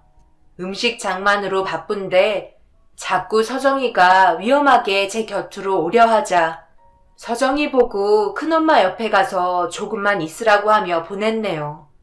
형님은 언제 꺼냈는지 핸드폰 사진첩에 있는 돌아가신 아버지 영정사진만 보며 슬픔에 젖어 있더군요. 저도 부모님을 잃었기에 형님의 슬픔이 얼마나 클지 이해가 가서 마음이 아프긴 했지만 몸이 힘드니 미운 마음이 들긴 들었네요. 하지만 음식 장만을 힘들다고 안 할 수는 없었어요. 점심시간이 다가오자 시모는 앉아있는 형님 앞에 백첩반상을 내놨습니다. 그야말로 상다리가 휘청할 정도였어요. 한편으로 이런 상을 받는 형님이 부럽기도 했습니다. 언제 두 상을 펴고 백첩반상을 받아보겠어요. 그런데 그때 서정이가 큰엄마의 핸드폰을 보자 형님의 아버지를 만난 적이 있다면서 입을 열었네요. 가족들 모두는 장례식장에서 받겠구나 하고 넘기려고 하는데 서정이는 또랑또랑 큰 목소리로 할머니랑 할아버지 집에 다녀왔다는 이야기를 늘어놓더군요. 그때 다행인지 시모는 물김치를 내오러 마당으로 나갔고 저는 서정이를 무릎에 앉히고 자세한 이야기를 끌어냈네요. 알고 보니 예전에 시모가 서정이를 데리고 동네 친구분들과 놀러 간 적이 있었는데 그게 놀러 간다는 건 핑계였고 형님네 아버지 댁에 간 거였어요. 시모는 사돈 어른께 해서는 안 될 말들을 퍼붓고 왔다더군요. 서정이는 유치원에서 한글을 배우고 있던 터라 웬만한 글들은 받아 쓸 정도의 실력이었는데 그날 시모와 사돈 어른의 대화를 아는 단어들만 듣고 적어놓은 종이를 자신이 아끼는 가방에서 꺼내 보여주었습니다. 여러 장의 메모장이 나왔는데 거기에는 우리 손주 못 준다. 나이 들었으면 그냥 혼자 살아라. 차라리 조용히 가세요. 라는 등의 시모가 했을 법한 말들이 적혀 있었습니다. 시모만 빼고 그 자리에 있던 시댁 식구들은 모두들 경악을 할 수밖에 없었어요. 서정이는 그날 있었던 일들을 하나도 빼지 않고 저희들 앞에 이야기했고 결국엔 할아버지가 할머니에게 나가라고 소리를 질렀다면서 어쩔 수 없이 나왔다고 하더군요. 그리고 나중에 안 사실은 시모는 무례하게 사돈 어른을 찾아가 형님과 살지 못하게 사돈 어른에게 상처되는 말을 해댔으며 시모가 사돈 댁에 다녀온 뒤 3일 후에 사돈 어른이 돌아가신 거였습니다. 이 모든 사실을 알게 된 형님은 제정신이 아니었으며 물김치를 들고 방으로 들어오는 시모에게 백첩반상을 얼굴에 던져버리고 말았네요. 당황한 시모는 이게 무슨 짓이냐며 어리둥절해 했으나 형님은 이성을 잃은 채 시모에게 달려들었습니다. 의사도 이상하다고 했어. 갑자기 왜 심정지가 왔는지 이해를 못하겠다고 하더라. 근데 그게 다 어머님 때문인 거였어요? 우리 아빠한테 찾아가서 뭐라 그러신 거예요? 아무리 당뇨 있으시고 몸이 급격히 안 좋아지셨다고 해도 그렇게 갑자기 돌아가실 이유가 없는데 너무 이상하다고 생각이 들긴 했어. 갑자기 이렇게 허망하게 가실 분이 아니거든. 도대체 우리 아빠한테 찾아가서 뭐라고 그랬길래 이런 일이 생긴 거냐고요. 당장 사실대로 말해요. 아니 내가 사돈어른 찾아간 걸 어떻게 한 거야? 별말 없었다. 그냥 혼자 사실 거 아니면 절대 애들 줄 수 없다고 말한 것 말고는 심한 말 안 했어. 그리고 내가 뭐 못한 말 한 것도 아니잖니. 나는 니들 끼고 살 건데 뻔뻔하게 내 아들이랑 살겠다고 하니 내가 어이가 없어서 그냥 몇 마디 한 것뿐이다. 그리고 우리 장손주도 곧 태어날 텐데 왜 우리 새끼를 그 집에서 키워? 그래서 내가 인심 써서 우리 있는 대로 오거나 안 그럼 그냥 혼자 살라 그랬다. 그런데 사돈어른이 혼자는 못 산다길래 그럼 요양원이라도 가시라고 그랬지. 우리 집으로 시집 보내놓고 왜 끼고 살려고 그런지 나는 이해가 안 가. 그럼 아들 낳고 며느리 보라 해. 나는 잘못한 거 없다. 오히려 맞는 말만 하고 온 거야. 이게 사돈어른 죽음하고 무슨 상관이라고 이리 난리야? 틀린 말도 아니구만. 와, 어머니 정말 대단하시네요. 자식 끼고 살겠다고 아들을 낳으라니. 그런 법이 세상에 어딨어요. 이깟 백첩반상이 뭐라고. 이런 거 받는 며느리라고 좋아할 게 아니었네요. 어머니는 제 아빠를 돌아가시게 한 거나 마찬가지예요. 가뜩이나 아픈 몸 때문에 저한테 미안해 하셨는데 저 보는 게 면목 없다면서 아픈 것도 숨기시는 분이셨다고요. 그런 모진 말을 해댔으니 아빠가 제정신일 수 있겠어요? 난 그것도 모르고 아빠한테 어머님이 잘해주신다고 그렇게 칭찬을 했는데 저희 아빠가 그걸 듣고 얼마나 가슴이 찢어졌을까요? 정말 어머님을 절대 용서 안 할 거예요. 우리 아빠 이렇게 만든 벌 꼭 갚게 해드릴게요. 여기서 단 1분도 못 살겠네요. 그렇게 형님은 무거운 몸을 한 채 집을 나섰고 아주버님이 뒤따라 나가셨어요.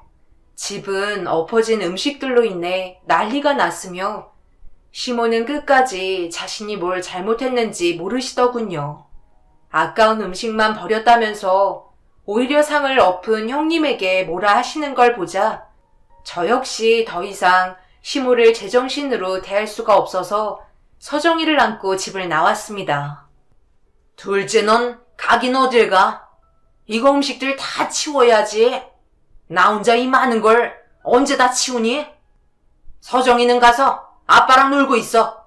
엄마가 이거 치워야 하니까. 이게 다 서정이 너 때문이잖아. 할미가 그렇게 비밀로 하라 했더니 형님 먹이시려고 차린 음식들인데 제가 치울 이유가 없어 보이는데요. 전 이제 더는 못하겠어요.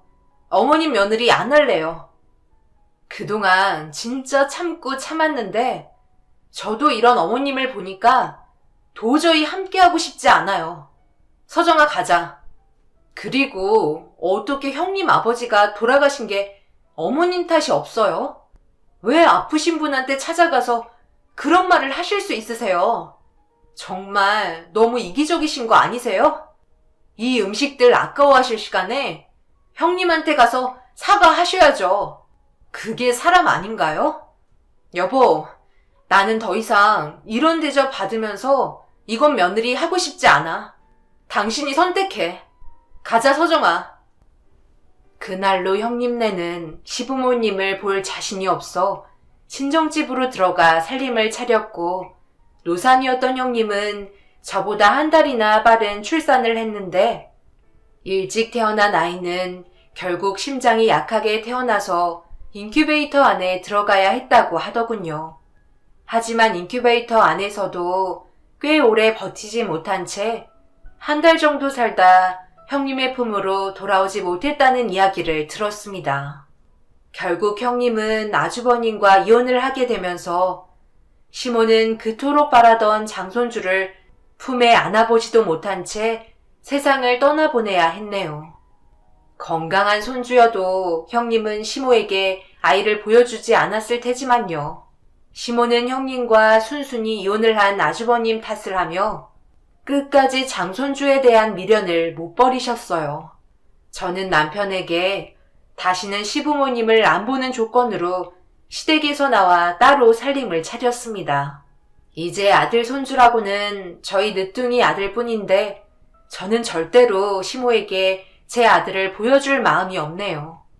아무리 시모가 매달려도 그동안 받은 서름에 비하면 시모가 느끼는 이 고통은 받아도 될 고통이라고 생각해요. 또 시부모님이 그토록 오래 운영해 오신 방앗간과 떡집은 두 자식들이 물려받길 원하지 않아서 더 이상 운영을 못한 채로 꿈을 이룰 수 없게 되었습니다. 아주버님과 저희 남편은 부모님과의 인연을 끊은 채 각자 삶을 살아가고 있어요. 결국 시댁은 시모의 이기적인 욕심으로 풍비박산이 되고 말았죠. 최근에 들려온 소식으로는 시모는 치매 진단을 받아 요양원에 들어가셨다는 소식을 전해 들었어요. 계속 손주 타령만 하시면서 헛소리만 하신다며 시부의 고통 섞인 토로가 들려왔지만 제 마음은 이미 굳게 닫힌 터라 시모가 불쌍한 마음도 전혀 들지 않네요. 시부도 허리와 몸 상태가 좋지 않아 얼마 전에는 저에게 장문의 문자를 보내며 용서를 빌더군요. 하지만 아직 잘 모르겠습니다. 언젠가는 시부에게만은 손주를 보여줄 날이 오겠지만 그게 언제가 될지는 저도 모르겠어요. 그렇게 아들 손주 거리시면서 바래왔던 손주들을 볼 수 없게 된 시모의 마음은 애가 타고 있겠죠. 제가 고아라는 이유만으로 저를 차별하던 시모는 여전히 본인이 무슨 잘못을 한지 모르시고 계실 거예요. 본인이 한 행동에 책임을 졌더라면 두 아들과 사랑스러운 손주들을 잃지는 않으셨을 텐데 결국 시모의 행동으로 모든 사람들이 상처를 받게 되어 마음이 무겁기만 하네요. 앞으로 제가 어떤 선택을 해야 할지 고민도 많이 됩니다. 부디 현명한 선택을 할 수 있도록 많은 응원 부탁드려요. 긴 사연 읽어주셔서 감사합니다. 안녕하세요. 저는 남편과 1년의 짧은 결혼 생활을 끝으로 먼저 떠나보낸 뒤 4년의 시간을 홀로 지내왔습니다. 지금도 그때의 기억이 떠오를 때면 자다가도 벌떡 일어날 정도로 정신적인 충격이 상당하지만 그래도 어느 정도 현실을 받아들이면서 적응하려고 노력 중에 있습니다. 제가 이렇게까지 힘든 시간을 보내게 된 건 죄책감 때문에 그런 것 같아요. 부부 생활이 짧긴 했지만 정말 행복한 시간들을 보내왔었어요. 결혼 생활이 1년이지 연애 기간은 3년 정도로 적지 않은 시간을 함께 했었는데 어느 날 한 통의 전화를 받는 순간 제 삶은 한순간에 무너져 내렸습니다. 그 전화는 남편의 갑작스러운 사고 소식이었고 손도 써볼 수 없이 현장에서 이미 숨을 거뒀다는 충격적인 말을 듣게 되었습니다. 좀 전까지 서로 연락을 주고받았던 남편이 왜 떠나게 된 건지 이해가 되지 않았었는데 사고를 당하게 된 이유는 남편이 횡단보도 앞에서 신호를 기다리고 있던 도중 갑자기 차량 한 대가 중앙선을 침범해 속도를 제어하지 못한 채 미끄러지면서 남편과 충돌을 하게 되었고 반대편에 있던 벽에 머리를 부딪히게 되면서 뇌출혈로 인해 현장에서 그대로 떠나버리게 된 거였죠.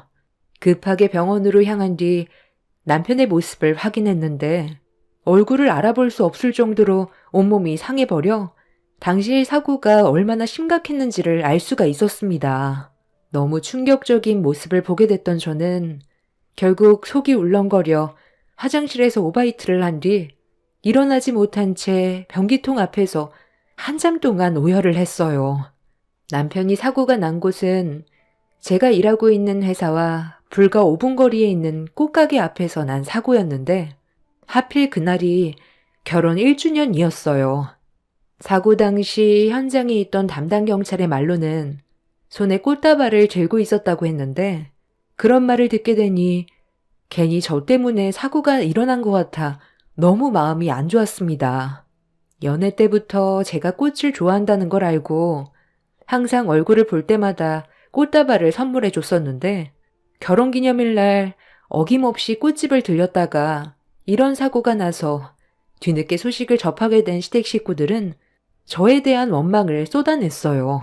제가 괜히 꽃을 좋아해서 사고가 난 거라며 남편 앞에서 오열하던 시모는 저에게 달려들어 머리채를 잡아 흔들어 버렸는데 미처 저항할 틈이 없었어요. 시모 말대로 남편이 저 때문에 사고로 떠난 것 같아 억장이 무너져 내렸습니다. 너 때문에 내 아들이 죽었어. 그깟 꽃이 뭐라고. 시도 때도 없이 받아대더니 결국 이 사다를 만들어 내 아들 살려내. 당장 살려내라고. 우리 그이도 암으로 떠난 지 얼마나 됐다고. 형님은 어머님한테 또 상처를 주고 싶은 거예요? 저랑 어머님은 아직 그이가 떠났다는 게 믿기지 않아서 우울증약까지 먹고 있는 거 알면서 결혼한 지 1년차 돼서 굳이 꽃을 받아야 돼요? 형님이 안 받아도 된다고 전화 한 통만 넣었어도 아주버님은 괜찮았겠죠. 내 말이 그 말이야. 작은 아들 암으로 떠나보낸 것도 아직까지 슬픔이 가시지 않았는데 평생 이애미 곁에 있겠다던 내 큰아들까지 고작 꽃 때문에 떠나게 될 거라고 누가 상상이나 했겠니? 이제 어떻게 할 거야? 우리 아들 당장 살려내지 못하면 오늘 이 자리에서 너 죽고 나 죽는 거다. 어머님, 저도 그이가 갑작스럽게 떠나서 너무 마음이 아파요. 다른 날도 아니고 결혼 후 처음 맞는 결혼기념일 날 이런 일이 생기게 될 거라곤 정말 몰랐다고요. 내 아들 살려내지 못할 것 같으면 너는 평생 내 앞에서 죄인처럼 살아야 될 거야. 그깟 꽃이 뭐 태수라고. 내 아들까지 떠나보내게 만들어? 새언니를 만난 것부터가 잘못이었어. 난 처음부터 새언니가 마음에 안 들었다니까. 우리 오빠 같은 사람 없다는 거 새언니도 잘 알죠? 오로지 언니를 사랑하는 마음 하나로 꽃을 사러 갔다가 안 좋은 상황까지 오게 만들었으니 우리 엄마가 어느 정도 추스를 때까지 재혼할 생각 꿈도 꾸지 마요. 울 오빠 불쌍하게 갔는데 언니 잘 되는 꼴을 어떻게 보라고? 우리 오빠들 둘이나 보냈는데 지금 우리가 제정신이겠어요? 남편이 떠나기 전에 시동생이 암투병을 하다가 먼저 떠나게 되는 일이 있었습니다. 동서내외는 제가 남편과 결혼하기 한참 전에 이미 살림을 차려서 살아온 세월이 길었고 아이까지 낳아 9년의 시간을 함께 살아오다가 떠나게 된 거라 한동안 정신적인 충격에서 벗어나지 못해 상당히 힘들었다는 말을 들었어요. 제가 남편과 결혼하기 위해 인사를 왔을 때에도 시댁 식구들의 얼굴은 그늘져 있었지만 그래도 어렵지 않게 결혼식을 올릴 수는 있었어요. 그런데 함께 산 지 1년 만에 시모는 큰아들까지 먼저 떠나보냈으니 그 아픔은 저보다 더 클 수밖에 없었습니다. 동서는 시동생이 암으로 떠난 이후에도 시댁에 계속 왕래를 하면서 지냈어요. 제가 며느리로 들어오기 전부터 시모와 동서와의 관계는 상당히 좋았었는지 조카를 데리고 자주 시댁에 왔었는데 그 모습이 안쓰러웠고 많이 외로워 보였습니다. 시모와 동서는 시동생이 떠난 거에 대한 아픔에 대해 서로 위로해주면서 힘든 시간들을 이겨내 왔었죠. 그런데 시동생이 떠난 지 얼마 되지 않아 남편까지 사고로 떠나보내게 됐으니 그 아픔은 저보다 클 수밖에 없었고 모든 게 제 탓으로 되어 버렸던 거였죠. 그렇게 원치 않았던 남편의 장례를 힘들게 치른 뒤 집으로 돌아왔는데 짧은 결혼 생활이었지만 집안 곳곳에 함께 해온 흔적들이 그대로 남아있어 오열을 하게 되었습니다. 에휴, 네가 이러고 있을 줄 알았다. 걱정돼서 집으로 돌아갈 수가 있어야지. 네가 오열하는 목소리가 밖에까지 들리더라. 나도 지금의 상황들이 믿어지지가 않는데 너는 오죽하겠니? 그래도 산 사람은 살아야지. 일단 집안에 있는 물건부터 하나씩 정리를 하면서 너도 새 출발할 준비를 해야 되지 않겠니? 너에겐 지금 시간이 많이 필요하겠지만 이 집에 계속 머물러 있다 보면 그 아픔이 더 크기 때문에 하루빨리 정리를 하는 게 좋을 것 같다. 엄마가 언제까지 옆에 있어줄 수는 없잖아. 어디 갔나 했더니 집에 와 있었구만. 무슨 정리를 하겠다는 건지 모르겠는데 내 아들 물건에 손끝 하나 대지 못합니다. 사돈이 제 마음을 얼마나 이해를 하겠어요. 자식을 둘이나 잃은 아픔을 알지도 못하면서 그런 말 함부로 하면 안 되죠. 예, 너 이 집에 있는 물건 내 허락 없이 정리하면 가만두지 않을 테니 내 허락이 떨어질 때까지 그대로 놔두거라. 그리고 당장 짐부터 싸라. 너는 앞으로 우리 집에서 나랑 함께 생활을 하게 될 거다. 아니 사돈. 이게 다 무슨 말이죠? 오소망을 잃은 아픔 때문에 집안의 물건을 정리할 마음의 준비가 되지 않았다는 건 어느 정도 이해하겠는데 제 딸이 왜 사돈집에 들어가서 살아야 하는데요? 장례식 때도 오서방이 사고로 죽은 게 제 딸 때문에 그런 거라고 계속 그 얘기만 하고 있는데 그 사고는 누구도 예측할 수 없었던 사고라고요. 내 딸이 꽃을 좋아했다는 이유로 잘못을 몰아가는 건 한참 잘못됐다는 걸 말씀드리는 겁니다. 지금 많이 힘드신 거 충분히 이해는 하겠지만 제 딸이 사위도 죽은 마당에 사돈댁에 들어가서 시집살이 하는 건 절대 용납할 수 없어요. 더 이상 감정 소비하고 싶지 않으니까 이만 돌아가세요. 애들 아버지가 어떻게 떠나는지 아세요? 어렸을 적에 계곡에서 놀다가 급격하게 물이 불어나서 가족 모두가 휩쓸린 적이 있었어요. 그때 저와 제 딸은 다리에서 건널 수 있을 정도로 괜찮았는데 두 아이들이 건너올 때는 급격하게 불어난 계곡물로 인해 휩쓸릴 위기에 놓였었고 애 아빠는 두 아이들을 살리기 위해 악착같이 붙잡고 겨우 다리를 건널 수 있게 해줬어요.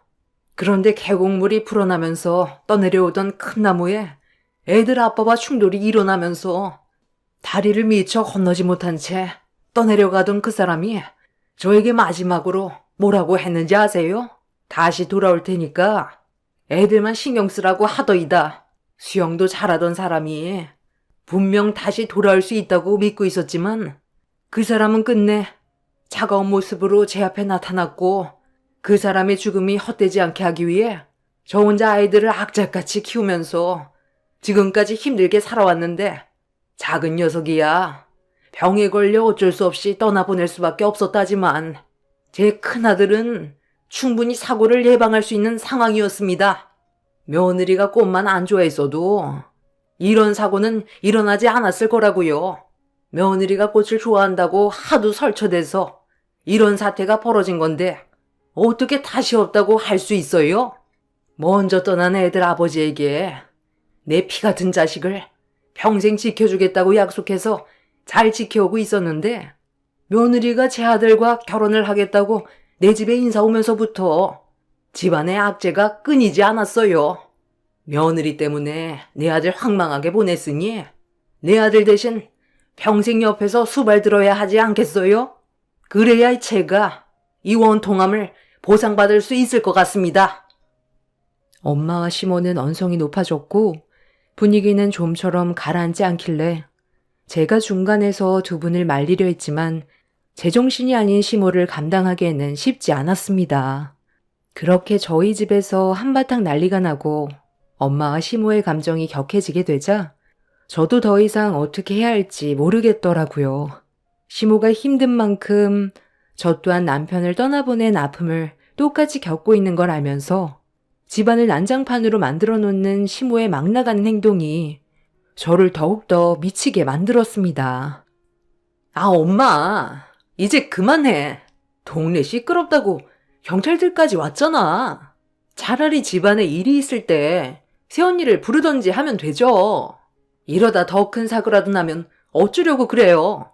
엄마, 일단 지금은 진정부터 해야 될 것 같으니까 저랑 먼저 집으로 들어가시고 어느 정도 마음을 추스렀을 때 다시 얘기해요.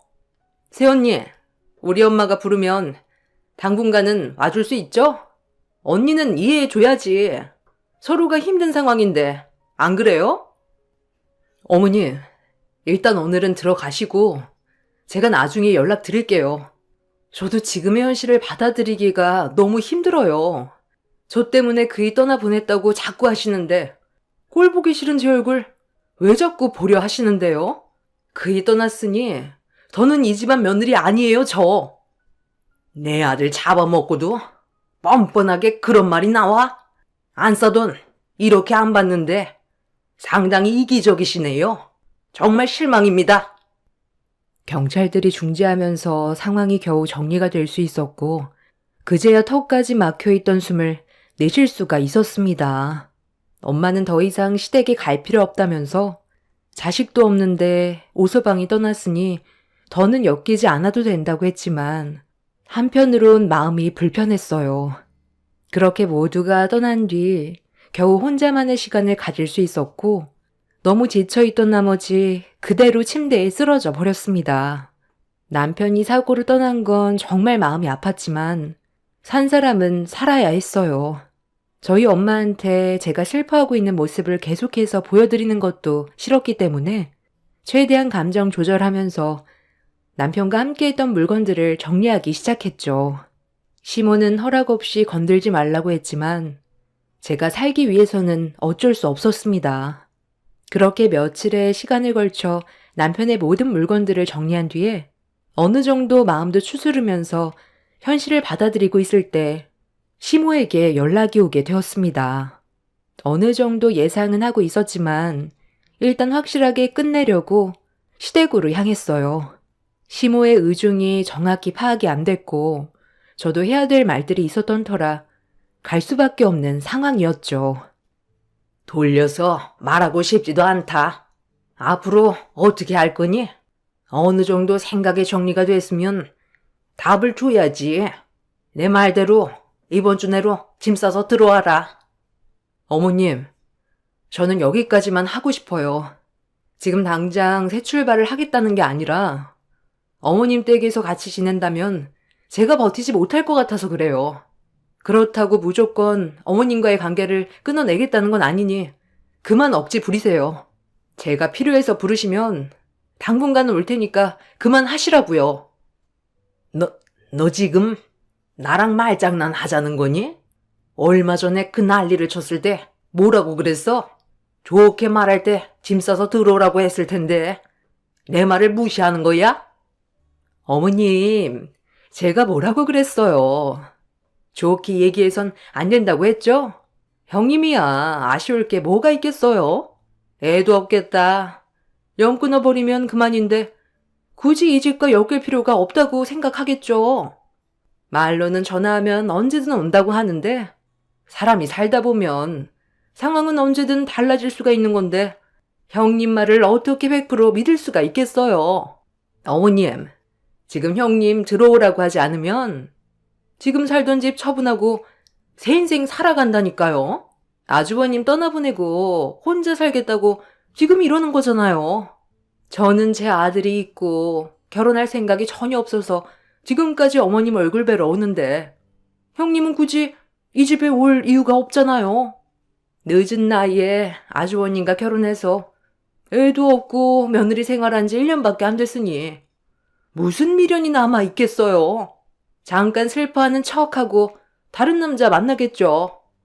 동서는 무슨 말을 그렇게 해?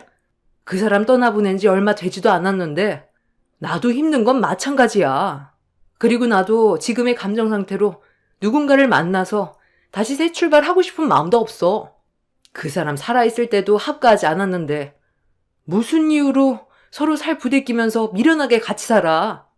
그러니 이 문제에 대해서 더 이상 나쁜 쪽으로 몰아가지 마. 동서가 일방적으로 어머님 부추기면서 안 좋게 얘기하는 건 잘못된 거 아니야? 다시 한번 말하지만 새 출발하고 안 하고는 앞으로 내가 결정할 문제지만 지금 당장은 그 사람이 저 현관 문을 열고 들어올 것 같은데 내가 어떻게 다른 사람을 만날 수 있겠어? 그럴 걱정 안 해도 되니까 어머님도 제 생각에 대해 너무 서운하게 생각하지 마세요. 시모는 제 의견에 대해 상당한 불만을 가졌지만 아무리 강요를 해도 뜻대로 되지 않을 거라는 걸 아셨는지 더는 아무 말도 하지 않으셨어요. 그리고 시모는 집에 온 김에 집안일 좀 하라면서 손으로 주방을 가리켰습니다. 한참 대화를 이어가느라 어느덧 저녁이 되어 있던 터라 서둘러 동서와 함께 저녁 먹을 준비를 하게 되었고 그날 이후 저는 두 아들을 잃은 시모가 맘에 걸려서 가끔 시댁과 왕래를 했어요. 한가하면 잡생각이 나지만 정신없이 바쁜 생활을 하다 보면 저도 모르게 아무 생각도 없이 일에 집중을 할 수가 있어서 가끔 주말에는 시댁에서 시간을 보냈어요. 밀린 집안일과 주방에서 보낸 시간들이 대부분이었지만 덩그러니 집에 혼자 있는 것보단 할만하더라고요. 이렇게 바쁜 삶을 보내오면서 남편이 없는 삶에 적응이 되어가다 보니 어느새 4년이라는 시간이 순식간에 흘러버렸습니다. 그리고 더 이상 남편이 곁에 없어도 슬퍼하지 않았어요. 4년 전만 해도 죽을 것 같아 하루에도 수십 번씩 눈물이 쏟아져 나왔었는데 그런 과정들을 이겨내오면서 살다 보니 저도 정신이 강해졌는지 슬퍼하는 단계는 이제 지나가 버리게 되었죠. 시모 또한 저처럼 현재의 삶을 받아들이고 지인분들과 여행도 다니면서 과거의 아픔을 어느 정도 잊은 듯 보였습니다. 동서는 예전이나 현재나 항상 한결같은 성격으로 저를 대했어요. 동서의 말투에 상처도 많이 받긴 했지만 굳이 얼굴을 붉히면서 싸우고 싶지도 않았습니다. 동서의 직업이 변호사라 항상 바쁜데 아이까지 돌봐야 해서 매일 쫓기는 삶을 살아야 했어요. 그런 모습을 볼 때 저보다 일에 치여서 여건이 안 좋아 보였죠. 직업이 아무리 좋아도 개인적인 시간을 내지 못하니 체력적으로 많이 힘들 것 같았습니다. 주말에도 거의 쉴 수 있는 시간이 안 나서 항상 조카를 시댁에 맡기고 일을 해왔어요. 가끔 주말에 갔을 때 시모가 애 좀 봐달라는 말에 조카 시간을 보낸 적이 몇 번 있었는데 동화책 읽어주는 걸 좋아해서 동서가 새벽까지 일을 했다는 시모의 말에 제가 대신 조카를 돌봐주고 있었습니다. 조카가 가지고 온 동화책이 몇 권 안 됐었는데 영어로 되어 있어서 서툴지만 그래도 최선을 다해 읽어줬어요. 그렇게 저 나름대로 열심히 하고 있었는데 동서가 잠에서 깼는지 방문을 열고 밖으로 나왔습니다. 그리고 제가 영어 동화책을 읽어주는 모습을 빤히 쳐다보던 동서는 갑자기 웃으면서 자기 애한테 배워야 맞는 거 아니냐며 영어 발음이 너무 이상하다고 깔깔대며 웃음을 멈추지 않았습니다. 그 말을 들었을 때 존심이 확 상했지만 조카 앞이라서 최대한 참고 있었죠. 그리고 옆에서 시모가 한술 더 뜨며 저에 대한 불만들을 거들면서 분위기를 안 좋게 만들었어요. 얘가 몸 쓰는 것 말고 할 줄 아는 게 뭐가 있겠니? 너보다 우리 손자가 훨씬 발음이 좋구만. 이런 애를 며느리로 들였으니 내 큰아들이 얼마나 답답했겠어? 너는 내 아들이 같이 살아준 것만도 감사하게 생각해야 된다는 거 알지? 내 아들 아니었으면 너는 평생 혼자서 살아왔을 건데 그런 경험을 시켜줬는데도 얘는 날이 가면 갈수록 하는 짓이 점점 마음에 안 든다니까. 몇 년 지났다고 벌써 살만해진 거냐? 요즘 얼굴까지 핀 걸 보면 끼니는 거르지 않고 사나 봐. 나는 아직까지도 내 아들만 떠올리면 눈앞에 안 보일 정도로 눈물이 마르지 않는데 네가 이런 감정을 어떻게 알겠어? 고작 결혼 생활 1년 했으니 내 아들에 대한 그리움도 금세 사그라들었겠지. 요즘 내가 불러도 일이 바쁘다는 핑계로 잘 오지도 않고 길면 석 달에 한 번 올 때도 있는데 이건 그때랑 약속이 너무 틀리지 않니? 예전에 네가 나한테 뭐라고 그랬어? 부르면 무조건 달려온다면서. 그런데 요즘엔 왜 도통 오질 않는 건데?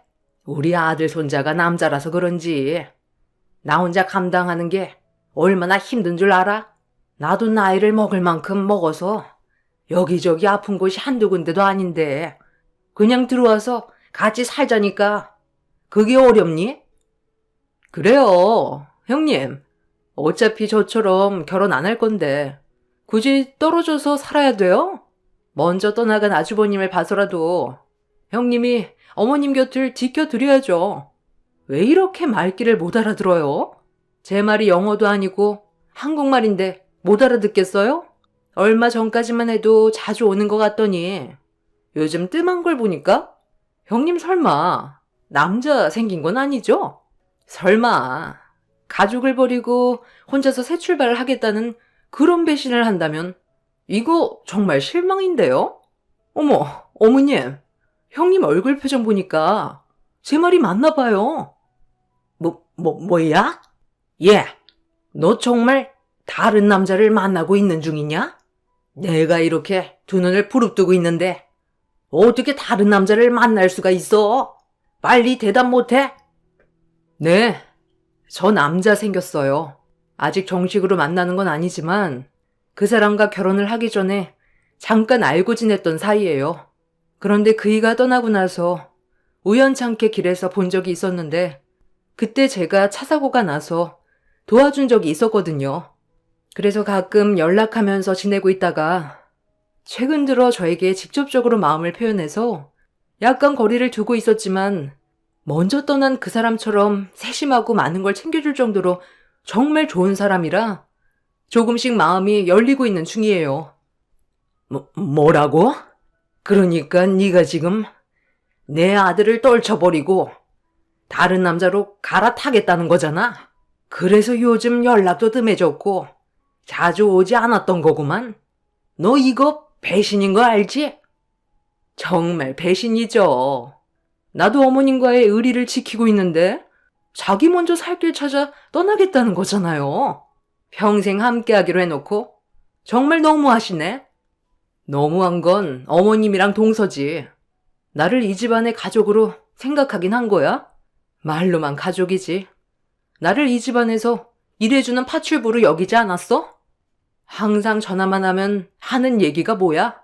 어머님은 집안일이 산처럼 쌓여있다면서 혼자 하기 힘들다고 와서 해결해달라는 말밖에 안 하고 동서는 변호사라 돈도 꽤 벌고 있으니까 어머님한테 용돈 챙겨주면서 집안일에 아예 손을 놓고 있잖아.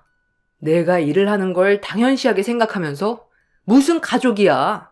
내가 만나고 있는 그 사람한테 가면 집안일 해야 될 사람이 없으니까 이렇게 난리치는 거 아니야? 아가씨야, 이미 따로 살림 차려서 어머님 댁에서 한참 먼 곳에 자리를 잡았으니 아가씨 대신 신경 써줄 사람이 필요해서 지금까지 붙잡아 일시켜 먹었으면 이 정도로 만족하셔야죠. 제 말이 틀렸어요? 저는 할 만큼 했다고 생각해요. 지금 그 사람과의 만남을 이어가지 않는다 해도 어차피 오늘까지만 제 할 도리 끝내고 돌아가려 했어요. 저도 그동안 죄책감에 시달려서 정신적으로 너무 힘들었지만 이제는 털어버리고 새 출발할 생각이에요. 저희 부모님도 생각을 해야죠. 그러니 더 이상 저 붙잡지 마세요. 저는 최선을 다했습니다. 아, 여보세요? 아, 벌써 도착했다고요? 저 이제 그만 나가려고요. 할 말 다 끝났어요. 짐 챙겨서 나갈 테니 5분만 기다려줘요. 괜찮아요. 별일 없을 거예요. 와, 형님. 보기보다 남자 밝히나 봐요. 아주버님 살아있을 때 설마 몰래 바람 피던 건 아니죠? 아니, 이렇게 빨리 새 출발한다니까 의심이 들었어요. 우리랑 이렇게 연을 끊어내겠다는 거예요? 나는 그래도 형님을 가족처럼 여기고 편하게 생각했는데 그게 아니었던 거네요? 절대로 못 나간다. 네가 내 아들을 보내놓고 다른 남자를 만난다고 하면 내가 잘 살라고 응원해 줄 줄 알았니? 절대로 못 나가니까 나갈 생각이면 나를 밟고 가라. 시모와 동서는 현관문을 막아서면서 저를 나가지 못하게 몸을 밀쳤어요.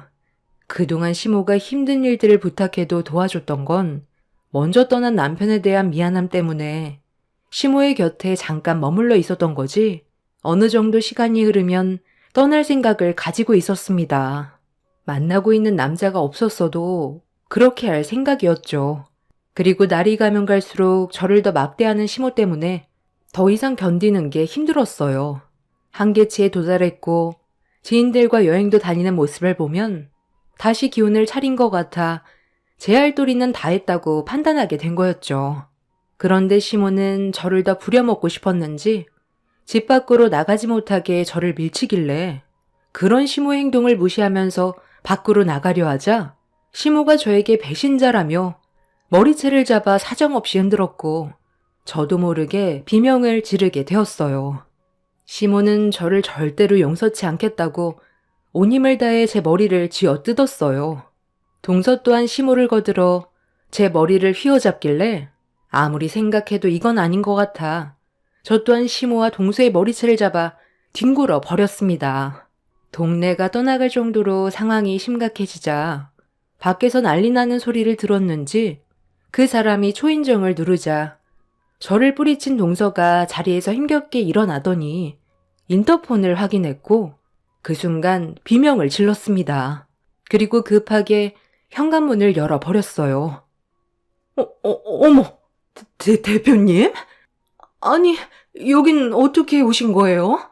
설마 저 형님이랑 만나고 계신 건 아니죠? 대표님이 뭐가 부족해서 저런 저급한 여자랑 만남을 가지냐고요. 제가 그동안 대표님 눈에 들려고 얼마나 많은 노력을 기울였는데 왜 하필 많고 많은 여자들 중에 저 사람이냐고요. 저는 둘의 관계 인정할 수 없어요. 뭐야? 너희 회사 대표 되시는 분이라고? 법률사무소 대표라는 거야? 그런데 가만히 있어봐라. 네가 지금 하는 그 말은 뭐니? 대표님 눈에 들어가기 위해 노력했다고? 그래요. 제가 마음에 품고 있는 분이었다고요. 그런데 저는 애가 있으니까 미처 다가가지 못해서 고백을 할 수가 없었던 것 뿐이지 기회를 보고 있었다고요. 윤변이랑 혜란 씨가 서로 동서지간이었던 거야? 아니 어떻게 이런 일이? 그리고 나는 지금 윤변이 한 마리 더 놀라운데? 그런 느낌을 전혀 받지 못했거든. 그리고 나는 이 사람에게 구애한 지 벌써 4년째야. 앞으로도 내 마음 변함없을 거고 결혼까지 생각하고 있어. 그러니 윤변의 마음은 정리해줬으면 좋겠는데? 동서는 예상치 못한 상황에 충격을 받았는지 그 자리에 주저앉았는데 시모가 동서에게 다른 남자를 좋아하고 있었냐면서 계속 추궁하면서 물어봤어요. 그러자 동서가 고개를 끄덕이며 그동안 많이 힘들었다고 속마음을 털어내자 시모는 동서의 머리채를 잡더니 자기를 버릴 작정이냐고 또다시 난리를 피웠습니다. 저와 만남을 가지고 있던 그 사람은 그 틈을 타 저를 데리고 밖으로 빠져나왔고 그날 이후 저는 더 이상 시댁에 가지 않았습니다.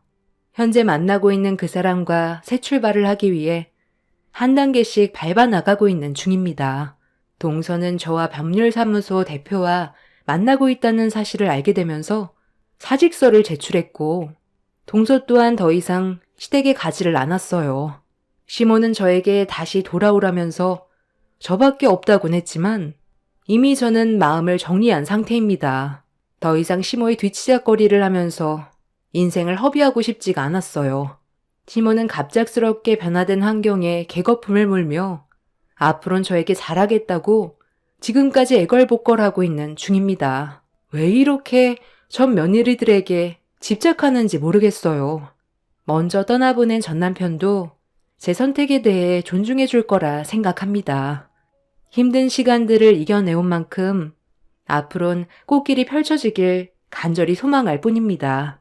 제 사연 들어주셔서 감사합니다.